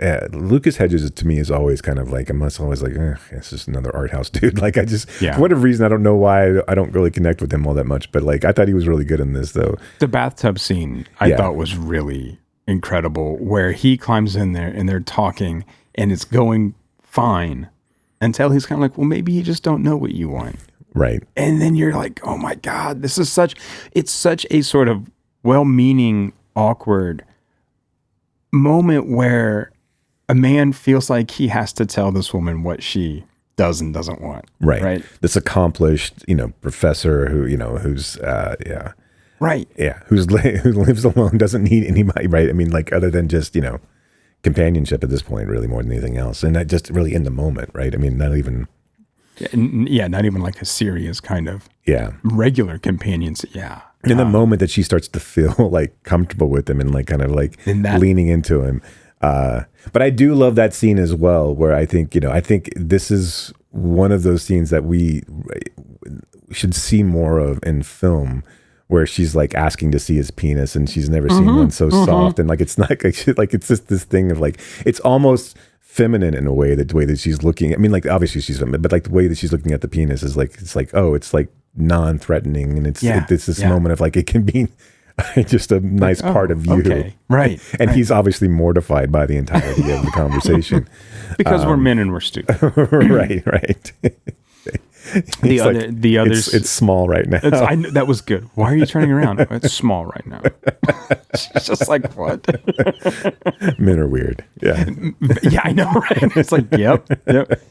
The other scene was like all the scenes are great, but another scene that I thought was really kind of interesting and telling was the sandwich scene. Yeah. He's so good in that moment. Yeah. Right? I mean, so is she, but like he kind of then like takes the four there and talks her through a panic attack. And like this big burly, I forget his name, right? Yeah. But this big burly guy, right, with a heavy like Boston accent, right, is walking her through a panic attack, and then is like, would you like a sandwich? Right? It's just is great. Isn't he in Beautiful Girls? Like he's one of the guys, like one of the friends in Beautiful Girls. Mm-mm. Or is it just I'm thinking of the other? I thought he was one of the grown-ups. It's John Carroll Lynch. Okay, is his name, and he was on Drew Carey show. But I swear I know. And he was Frances McDormand's husband in Fargo. Right? He was a stamp maker in Fargo, or the stamp artist in Fargo. Yeah. I loved that interaction of like, you know, when he's talking about how he owns a sandwich shop and he wanted to put tables out there, but he wasn't going to like this. And this is what's, I think, what's really, really like kind of just speaks to the humor of this film is that it's one of those moments that makes no sense. It doesn't need to be in this movie, but he just yells at these guys that are garbage. These guys have a dump next to his sandwich shop, and he's not the indignity of having to talk to the garbage guy or the dump guys to put tables in his own. He's not going to fucking do it.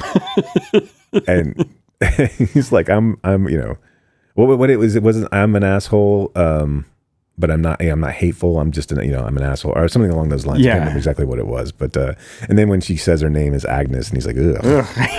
But it was something about him also being like self-aware, like at least he knows. Right. Yeah. It's fantastic film. I really. Yeah, it's a voice I'm excited to see more from, and I'm hoping that she gets to do more because I do think this is a really, really wonderful, quiet film, and it's not.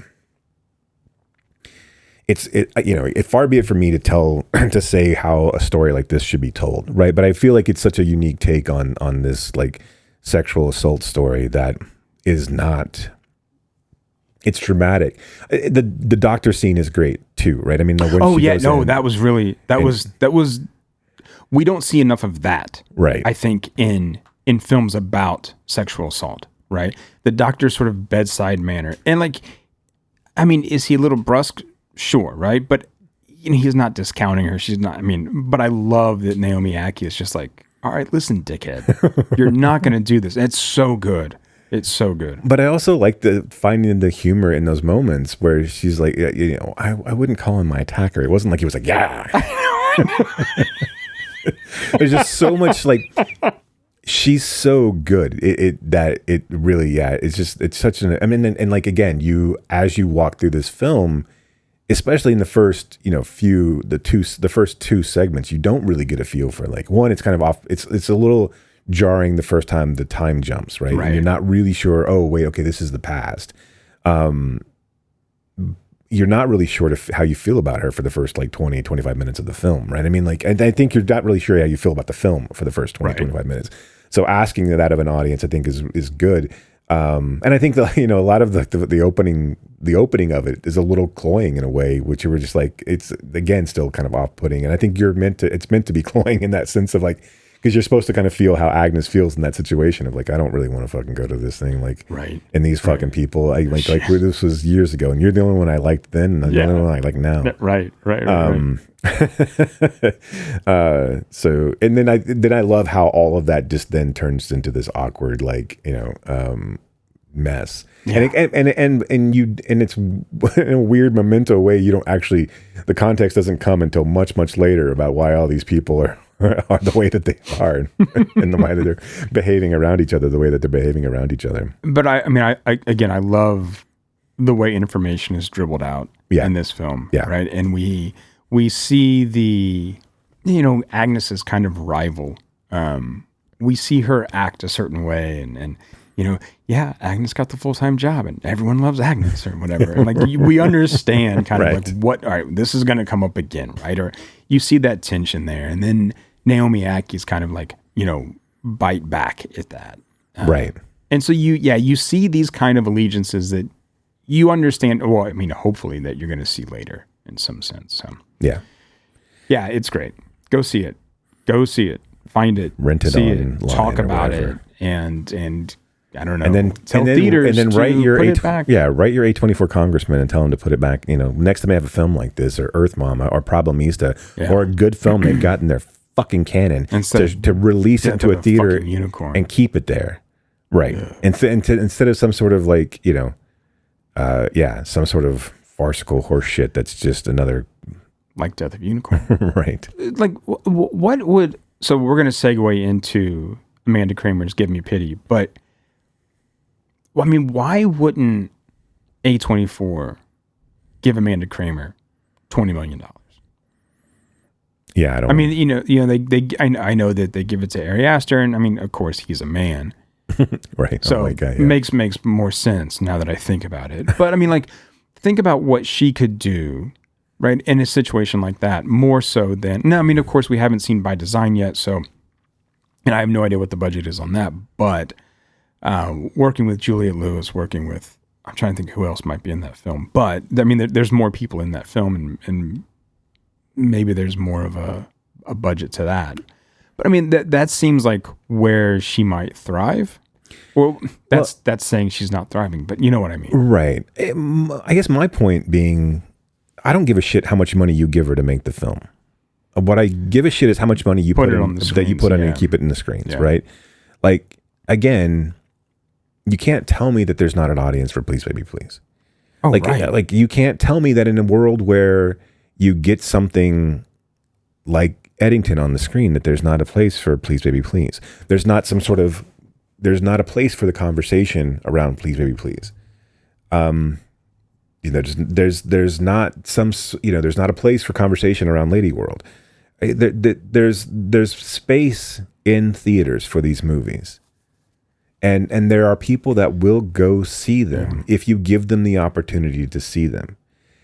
And again, like if you're gonna cut shit short, cut F1 short.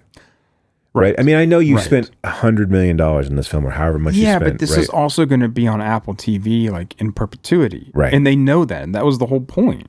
Right. I mean, that was a big part of it. So, now, and look, I mean, because it's not going to be a Best Picture winner. And look, these theaters still have, like, they're not, I know that the ones that they built, or the pre-COVID were starting to come down, right? There were 10 screen, 8 screens, so I get that. There's still 24 screen and 30 screen theaters out there. There's still screens that these places can exist. Put these movies out there. Yeah. But again, it's not just about then having a place to see them. It is also making people are aware of them. Like, I don't see any posters for Sorry Baby in the fucking theaters. I don't. Like, I don't see, I mean, like, again, like, I mean, you upsize your fucking popcorn. Hey, what are you going to go see? Oh, cool. Yeah. You know what? Do you have A-list? If you have A-list, you should come back and see this tomorrow. You should come back and see this because it's really, really good. Yeah. I mean, we've talked about this, and we're going to talk about it again, right? I don't mean it's like, but but it's these things that seem to make sense, but just are never going to happen, which is ridiculous. And again, like how much money do these ticket prices go up and up? Right? Popcorn prices go up and up, and like I understand that you need to stay in business, you need to keep doors open, but at a certain point, we're going to stop paying $20 for a movie ticket, for one movie ticket. Yeah. You know what I mean? Like, it's gonna become unsustainable. Right. And that's what I'm saying. Like with your A-list. I mean, again, if someone's paying $25 and they can see 4 movies a week, which gives them 16 movies to 20 movies in a month. Let's say 16 to 18 at least. Like there's not that many movies that are being released, right? Right. But you want them if they've got A-list. Yes, I mean this is not a gym membership where you don't really want them showing up. You just want them guilted into being. You just want them guilted into being fat. To not canceling. Yeah. You want if you're giving someone the ability to utilize your service at a cheaper cost, you want them coming back. This is like giving a season pass to Six Flags. You want people in the gates, so they will buy your shit when they're in the gates, and they will buy your shit when they're in the gates. They will. They got no other fucking choice. Some of them won't, and that's fine. Then you've got a recurring, you've got a recurring revenue stream. But you want them in the theater, so they will buy popcorn, they will buy candy, they will buy drinks. Why aren't you encouraging them? They all have an app. Hey, have you seen Sorry Baby? If you see Sorry Baby, we'll give you an extra, 10% points on whatever you buy. Right. Or come in and see Sorry Baby and get a small popcorn for free and you can upgrade it or whatever. You know what? How much that popcorn cost them? Fucking pennies. No, I know. Right? Yeah. So I mean, like, it's these things like, and if people get a free popcorn, they're most likely going to buy an $18 Coke, right? I mean, like, so it's just shit like that. Like, I don't understand. You have captive audiences that have a fucking device all on them. And I don't know what the numbers are on A-list, but it has to be good enough for people. They're continuing to do it, right? I mean, it has to be something that they haven't found. Well, no one wants to go see 4 movies a week, so we're just going to fuck off. Right. Why aren't you encouraging people? Why aren't you pushing notifications? Why aren't you telling people, hey, watch this trailer and I will give you 10 points, right? I mean, like 10 bonus points, or like, loyalty points, whatever that can be you. So they will come in and watch. Oh, did you like that trailer? Here's all the places that it's playing. Like, I mean, why aren't you doing that? Why aren't you doing that? I don't know. Let's talk about something else. Let's talk about. Let's talk about Give Me Pity. Just like I don't have the answer. Right. Sway. Sorry, that was a right. Yes. Okay. Sorry. All right. Let's talk about Give Me Pity. Let's go! This Saturday in her first ever television special, it's the one and only Sissy St. Clair. What do you know? Television, TV, major network. She's been waiting for so long. I've wanted this since I was knee-high to Jesus, and here I am. And now she's finally making it. And I'm making it. This special won't end until I'm flat out bashed in, begging each and every one of you to set me free!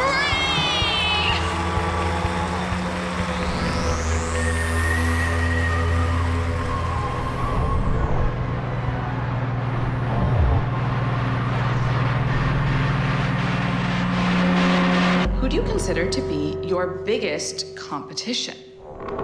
Women. Each and every woman has something I want and would do anything to have. You will never, ever have your own television special. So don't even dare to dream.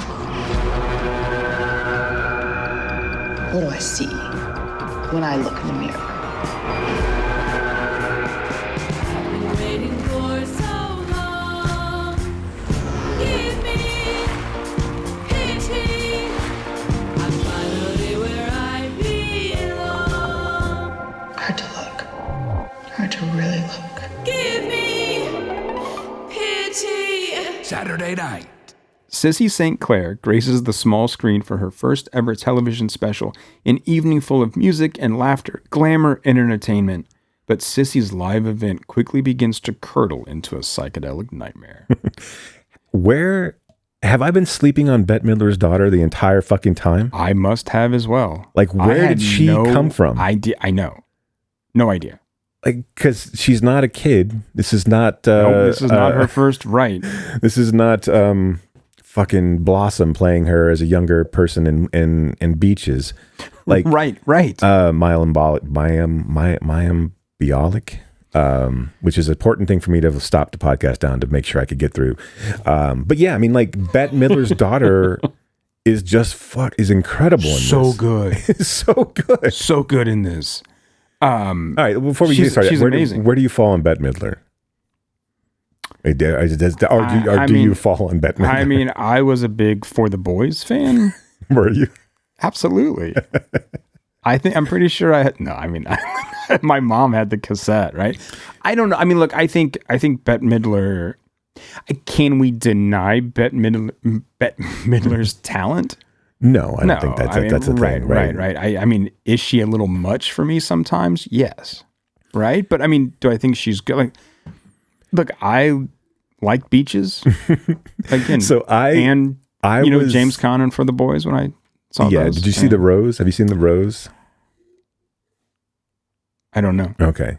And I like Outrageous Fortune and I mean, like, you know, and Troop Beverly Hills, those but right. To me, I think Beaches was the one, like, so Beaches was so another era, right? Where you don't like, this doesn't exist anymore. Like this kind of like mid-level $50 million making, like, but it's hard to kind of, it's weird to me that like Beaches is a movie that doesn't really exist anymore because it seemed like at a time it was so big and like it was a dollar movie staple, like for every like girl in junior high and high school when I was around. Like it was such a one of those like Nicholas Sparks films before Nicholas Sparks was around. Right, like it was and like it was so easy to hate.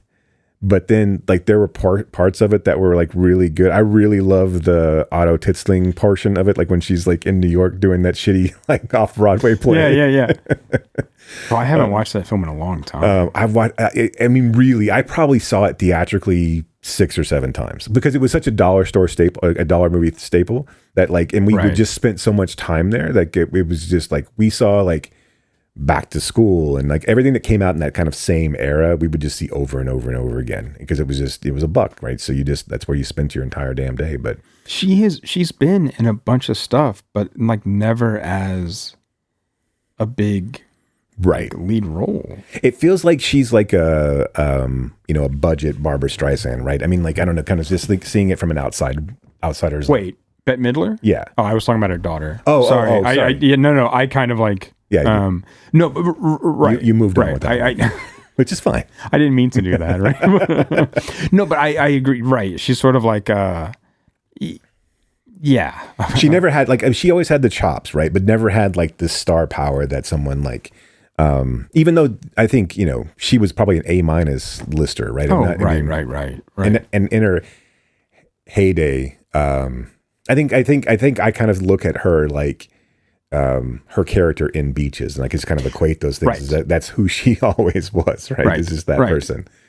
And that was pretty much autobiographical. Anyway. I'm pretty sure it was. Give Me Pity, not Barbara Streisand, Bette Midler's daughter is St. Clair in this. I feel like, I don't think there's a physical release of this. I feel like that movie or whoever owns this, I don't know who owns this to be quite honest. I guess Shudder. It's on Shudder, right? Utopia. Oh, Utopia has it? Yeah. So there is a physical copy. Again, so Utopia. Oh, is there really? I didn't see that. I missed it. Utopia is partnered with Vinegar Syndrome, right? Right. Yeah. I have seen a physical copy of it. Okay. Now I don't know if it's still around, but there was at one point. This feels like it needs to, like, they should put some time in putting this on VHS. This feels like it should have a VHS release just for, nostalgia's sake. And it's such a perfect, like, obviously it already has that kind of glossed over look and feel to it. Okay. So as we get started with this to me, you can still get it for $25.49. Okay. With the limited slipcover. All right. Well, I may have to grab it then because I was like, here's the thing: is like if you, I feel like this is one that if I don't grab, I'm gonna lose. It's gonna go away forever. This is like, I know. It's just one of those ones where like I want to have it. I want to be able to be able to show it, and I feel like if we don't buy the Blu-ray, it's just gonna disappear into the ether. Which is really unfortunate. Yeah. But to me, this is what Skinamarink should have been. Like, this is the perfect, and like this is like a marriage of Skinamarink and Late Night with the Devil, and obviously it has something to say. And right. Which, I mean, I don't know, we didn't do this intentionally, but it is an interesting pairing with Sorry Baby. I mean, like, in a sense, it really is of all these things and these things that are put upon women and that they have to deal with. I dug this so fucking much. I thought it was amazing. I think it's brilliant. I mean, I think it's like this incredible, like, campy, kitschy, right, examination of, and this is, I mean, I think obvious if anyone out there listening has seen this, but this, examination of celebrity identity. Well, female fame, for sure. Exactly, right? The dark side of this, right? But how everything just kind of like warps and blends together. I mean, the idea of like making it, and it's all just like so like out there. I mean, it's I don't know. She's not sugarcoating anything. She's not trying to trick you, right? She's not trying to like hide her message in something else, right? This idea of making it, like dying to be known, doing whatever it takes to like realize this dream, but then like you literally have death and danger like waiting off stage for you, right? And almost like demons you have to sell your soul to, right? Exactly, that are just like right? constantly Always, like, watching you, right? Yeah, it's so good. I love, immediately she comes out, she's like, Jesus and I are both entertainers. I mean, like this like idea, like he was really good at being known. it's such a perfect, like, it captures that whole, like, those specials that would exist perfectly, right? Yeah. I mean, it does it so well. It's so good at it. It is. What I also love about this is we're not, watching this special take place, right? We're not watching from the wings. We're not some like character in the film. We're literally watching this special. Right, on TV. I mean, yeah. the structure of this film is us watching this variety show in real time. I mean, that's the movie. The movie is the variety show. Even the opening credits are like the opening credits to the variety show. And so, I mean, I think that is just fucking perfect. And I think this is what Kramer does with all of her films so well, is the way she uses like sets, right? Or like the set. It is how it's like this kind of box for her to play around in. Right. And in a way it like keeps her there, right? Keeps her focused, but also lets her do whatever the fuck she wants because she made up the rules of that kind of little box. Right. And I think it's just, I think it's brilliant. Well, and it's one of those things that you feel like I feel like that Late Night with the Devil should have done, right? Instead of pulling back the curtain, this would have been better off had it been like this was truly, a lost episode of this talk show that we were getting a glimpse to see. I don't want to see in the wings, right? What I want to see is, I don't want to see actors, right? I don't want to see them. Yeah.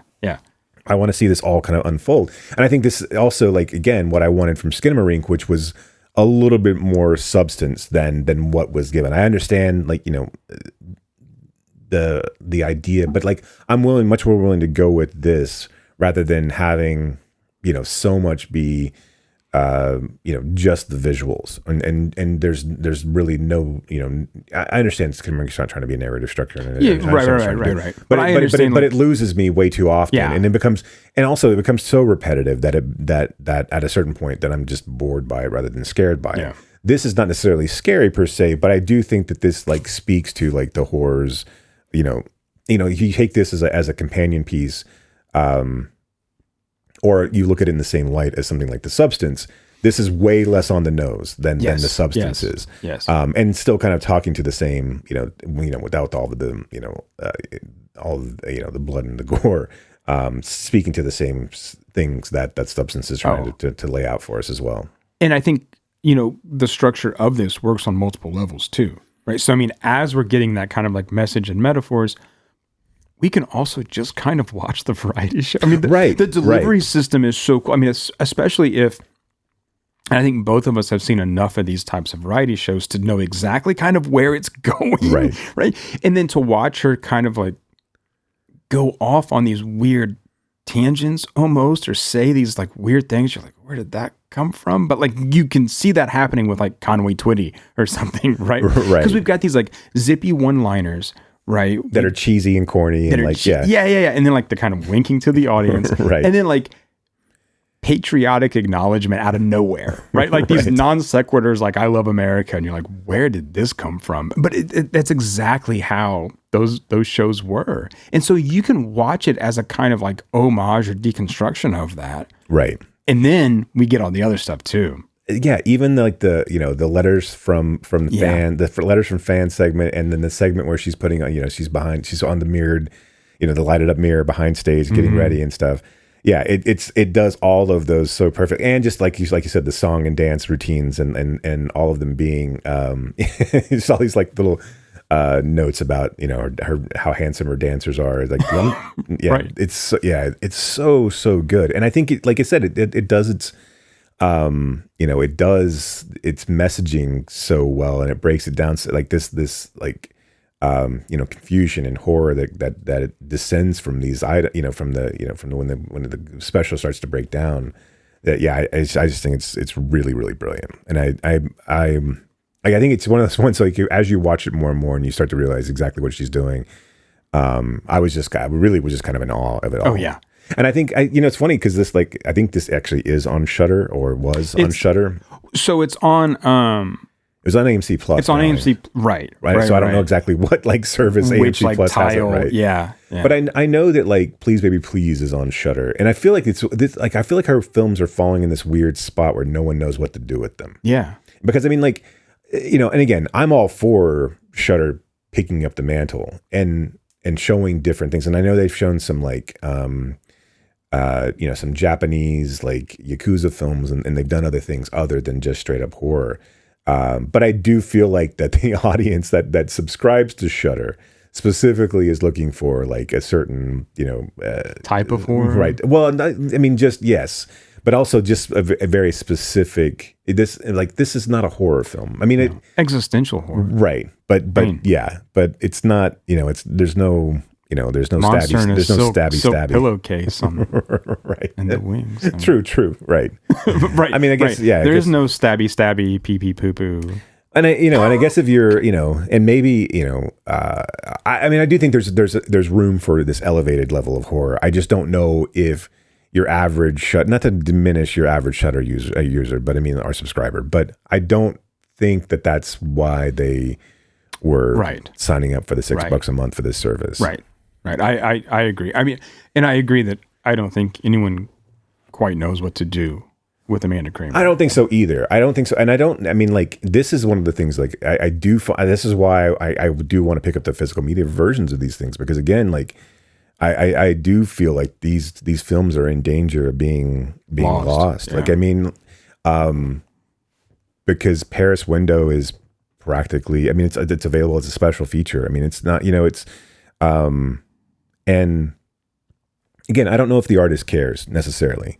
But I do think that, this body of work, it's as much as we say this all the time, of the people we have talked about on this podcast, this is someone who's still making films and doesn't have a huge body of work and seems to already be kind of, in the windows of this niche of art house film, and which is slowly seemingly closing as we speak. So I do think that these are films that, again, I don't necessarily think that there's ever going to be a huge audience for any of them, but I do think they're films that need to be available, right? Because again, as we talked about with, in this era of things being so disposable, are you going to be able to, as much as, are people going to be able to find these when we determine that Kramer's a Fassbender or, an Ozu, or, somebody that's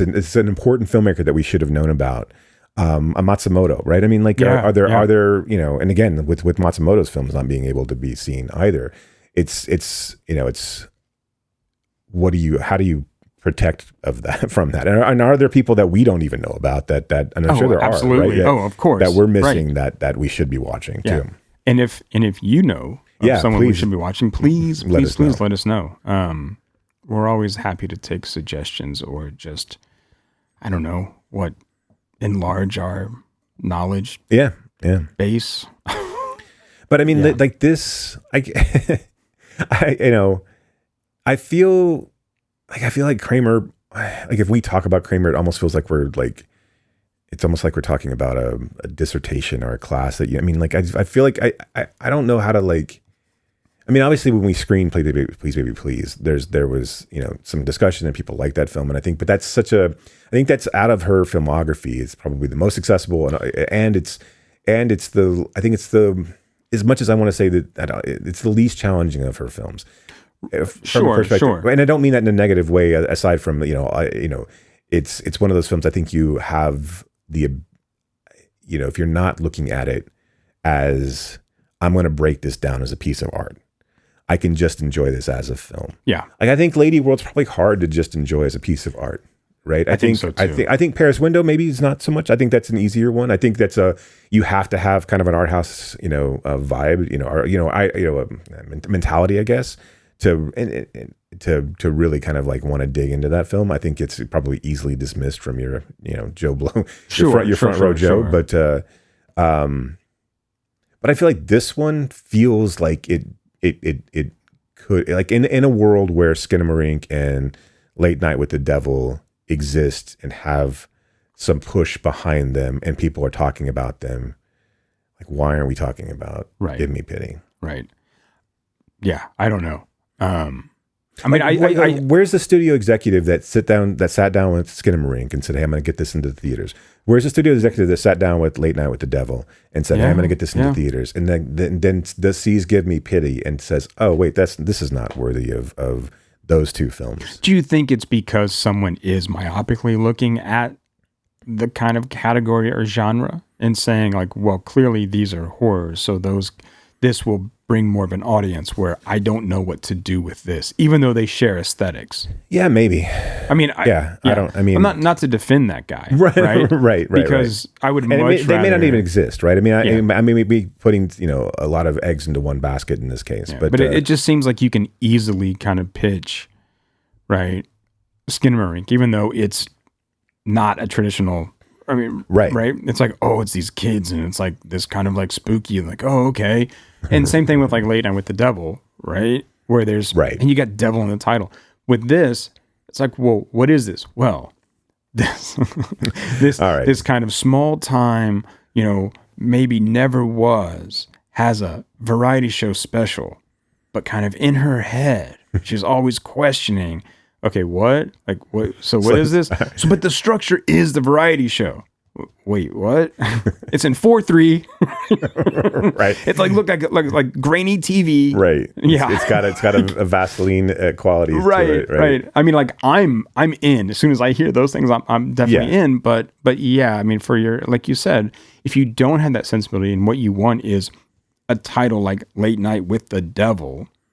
Right. Then I mean, sure. And look, I mean, I don't mean to give like these people credit.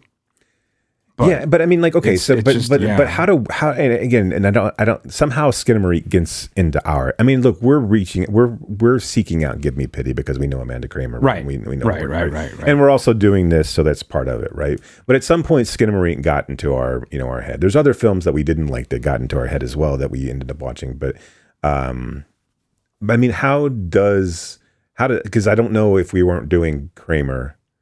If I wouldn't have like been actively researching Kramer, would I have come across Give Me Pity? And I think the answer to that question is no. I think you're right. And I don't know how, and I think maybe that's the eternal struggle for, especially these days, of how do you get this in front of people? Yeah.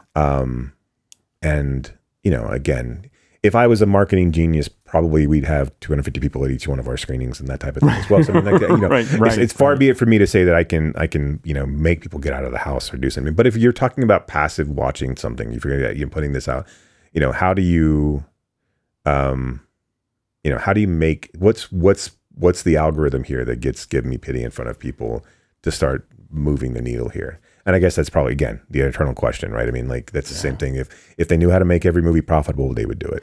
I'm starting to think that the algorithm doesn't really work, like, for us. Sure. Right? And I just mean, like, is there any kind of algorithm that's going to put Give Me Pity in front of us? Yeah, I'm not sure. I mean... I'm not, yeah. What would we possibly click upon to then get there, right? To sort of like. But then I go back, and I know these mediums don't exist anymore. But like, there's certain things that like, you know, where is the NMEs? Where is the fucking where are the? Yeah, they don't exist. Right. I mean, you know, your alternative weeklies don't even exist. Right. And something like, it's like these hyper expensive like magazines that do exist, they're too off limits to, you know, again, like, am I going to, I'm going to spend, I don't even know if Give Me Pity would show up in something like Little White Lies. Right. But even then, right. Like, and I think Little White Lies, excuse me, still then go like there's art house, but I don't know if it's going to be discovering really, you know, like underground. And I'm not saying this is underground, right? But like, all right, then so how does one like look through all of the sub labels under Vinegar Syndrome and say, here's what all these films are? Yeah. Rather than you having to go through and look at every single one of these, here's what these films are. How do I get that newsletter to people that this is something that they're going to want to watch? Where does that exist? And I don't know. I mean, I don't. And again, like going back to the Little White Lies point was that, am I going to spend $120 a year for 6 issues of a magazine that's not going to tell me this? It's going to tell me about, and again, I am not bashing Little White Lies at all. I love their artwork. I love what they do. But like, also, I don't need someone to tell me about the Phoenician Scheme or Sinners, right? Right. I don't need someone to tell me about, you know, someone who's going to play on indie rock radio. I need something that somebody's going to tell me that some shit I've never fucking heard of that's got, you know, that is truly a self-released LP somewhere, right? I mean, that's why we subscribed to those back in the day. And, you know, there weren't, and for art house films, you had, at the very least, you had the ability to walk through a store and look shelf to shelf, right?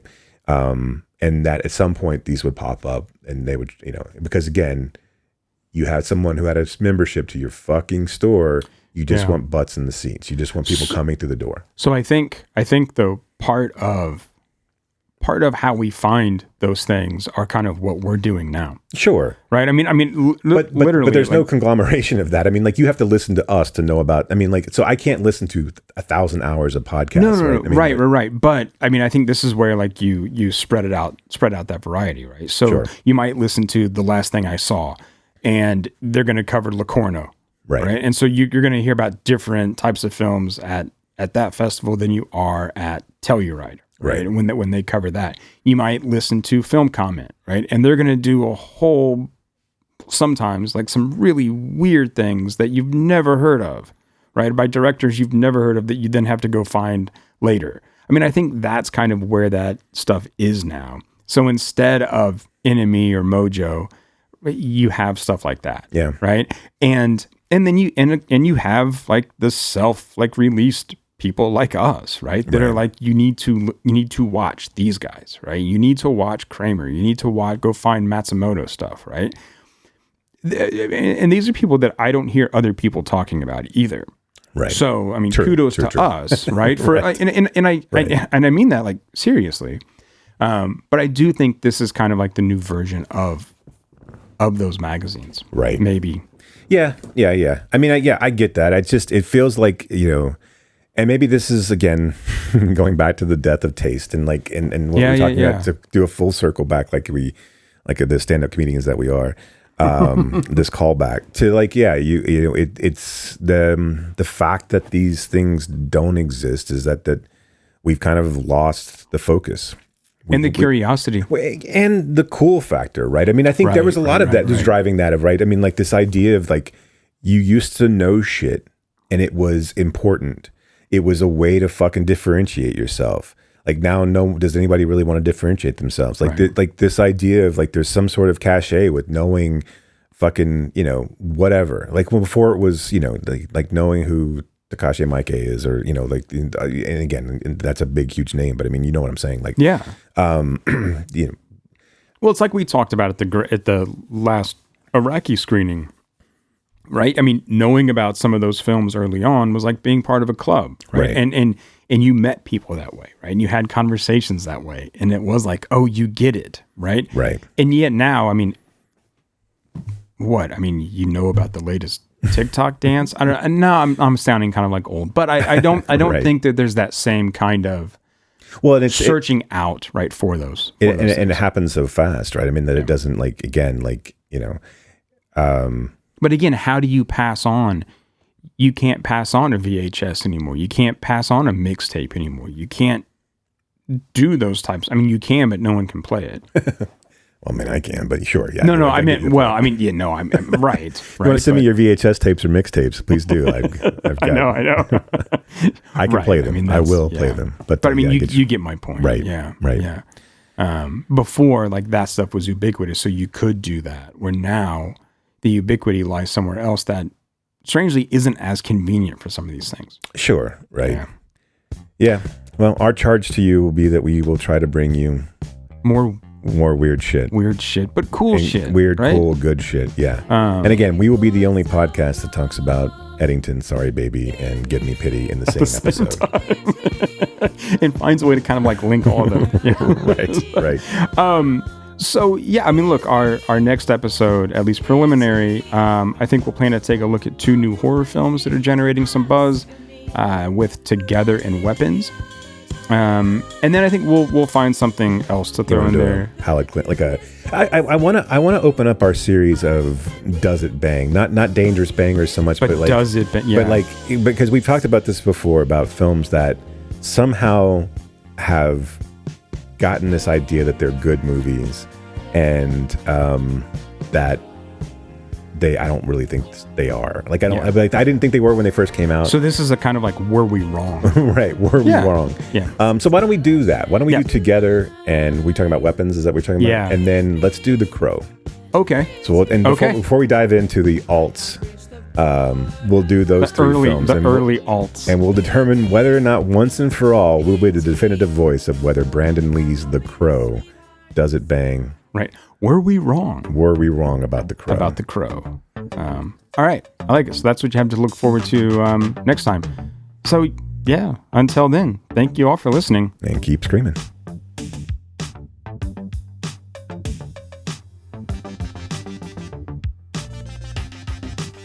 You have been listening to Why Does the Wilhelm Scream with your hosts, Brock and Jason. If you liked today's episode, do us a favor and rate, review, and subscribe in whatever application you use to consume podcasts these days. You can reach us by visiting whydoesthewilhelmscream.com. If you are in the DFW area, we would love to see you at a Fort Worth Film Club event. You can learn more about those and find a full schedule at fortworthfilmclub.com. And you can learn about my foundation and how we are trying to foster the next generation of film lovers at realhousefoundation.org. That's REEL housefoundation.org. Till next time,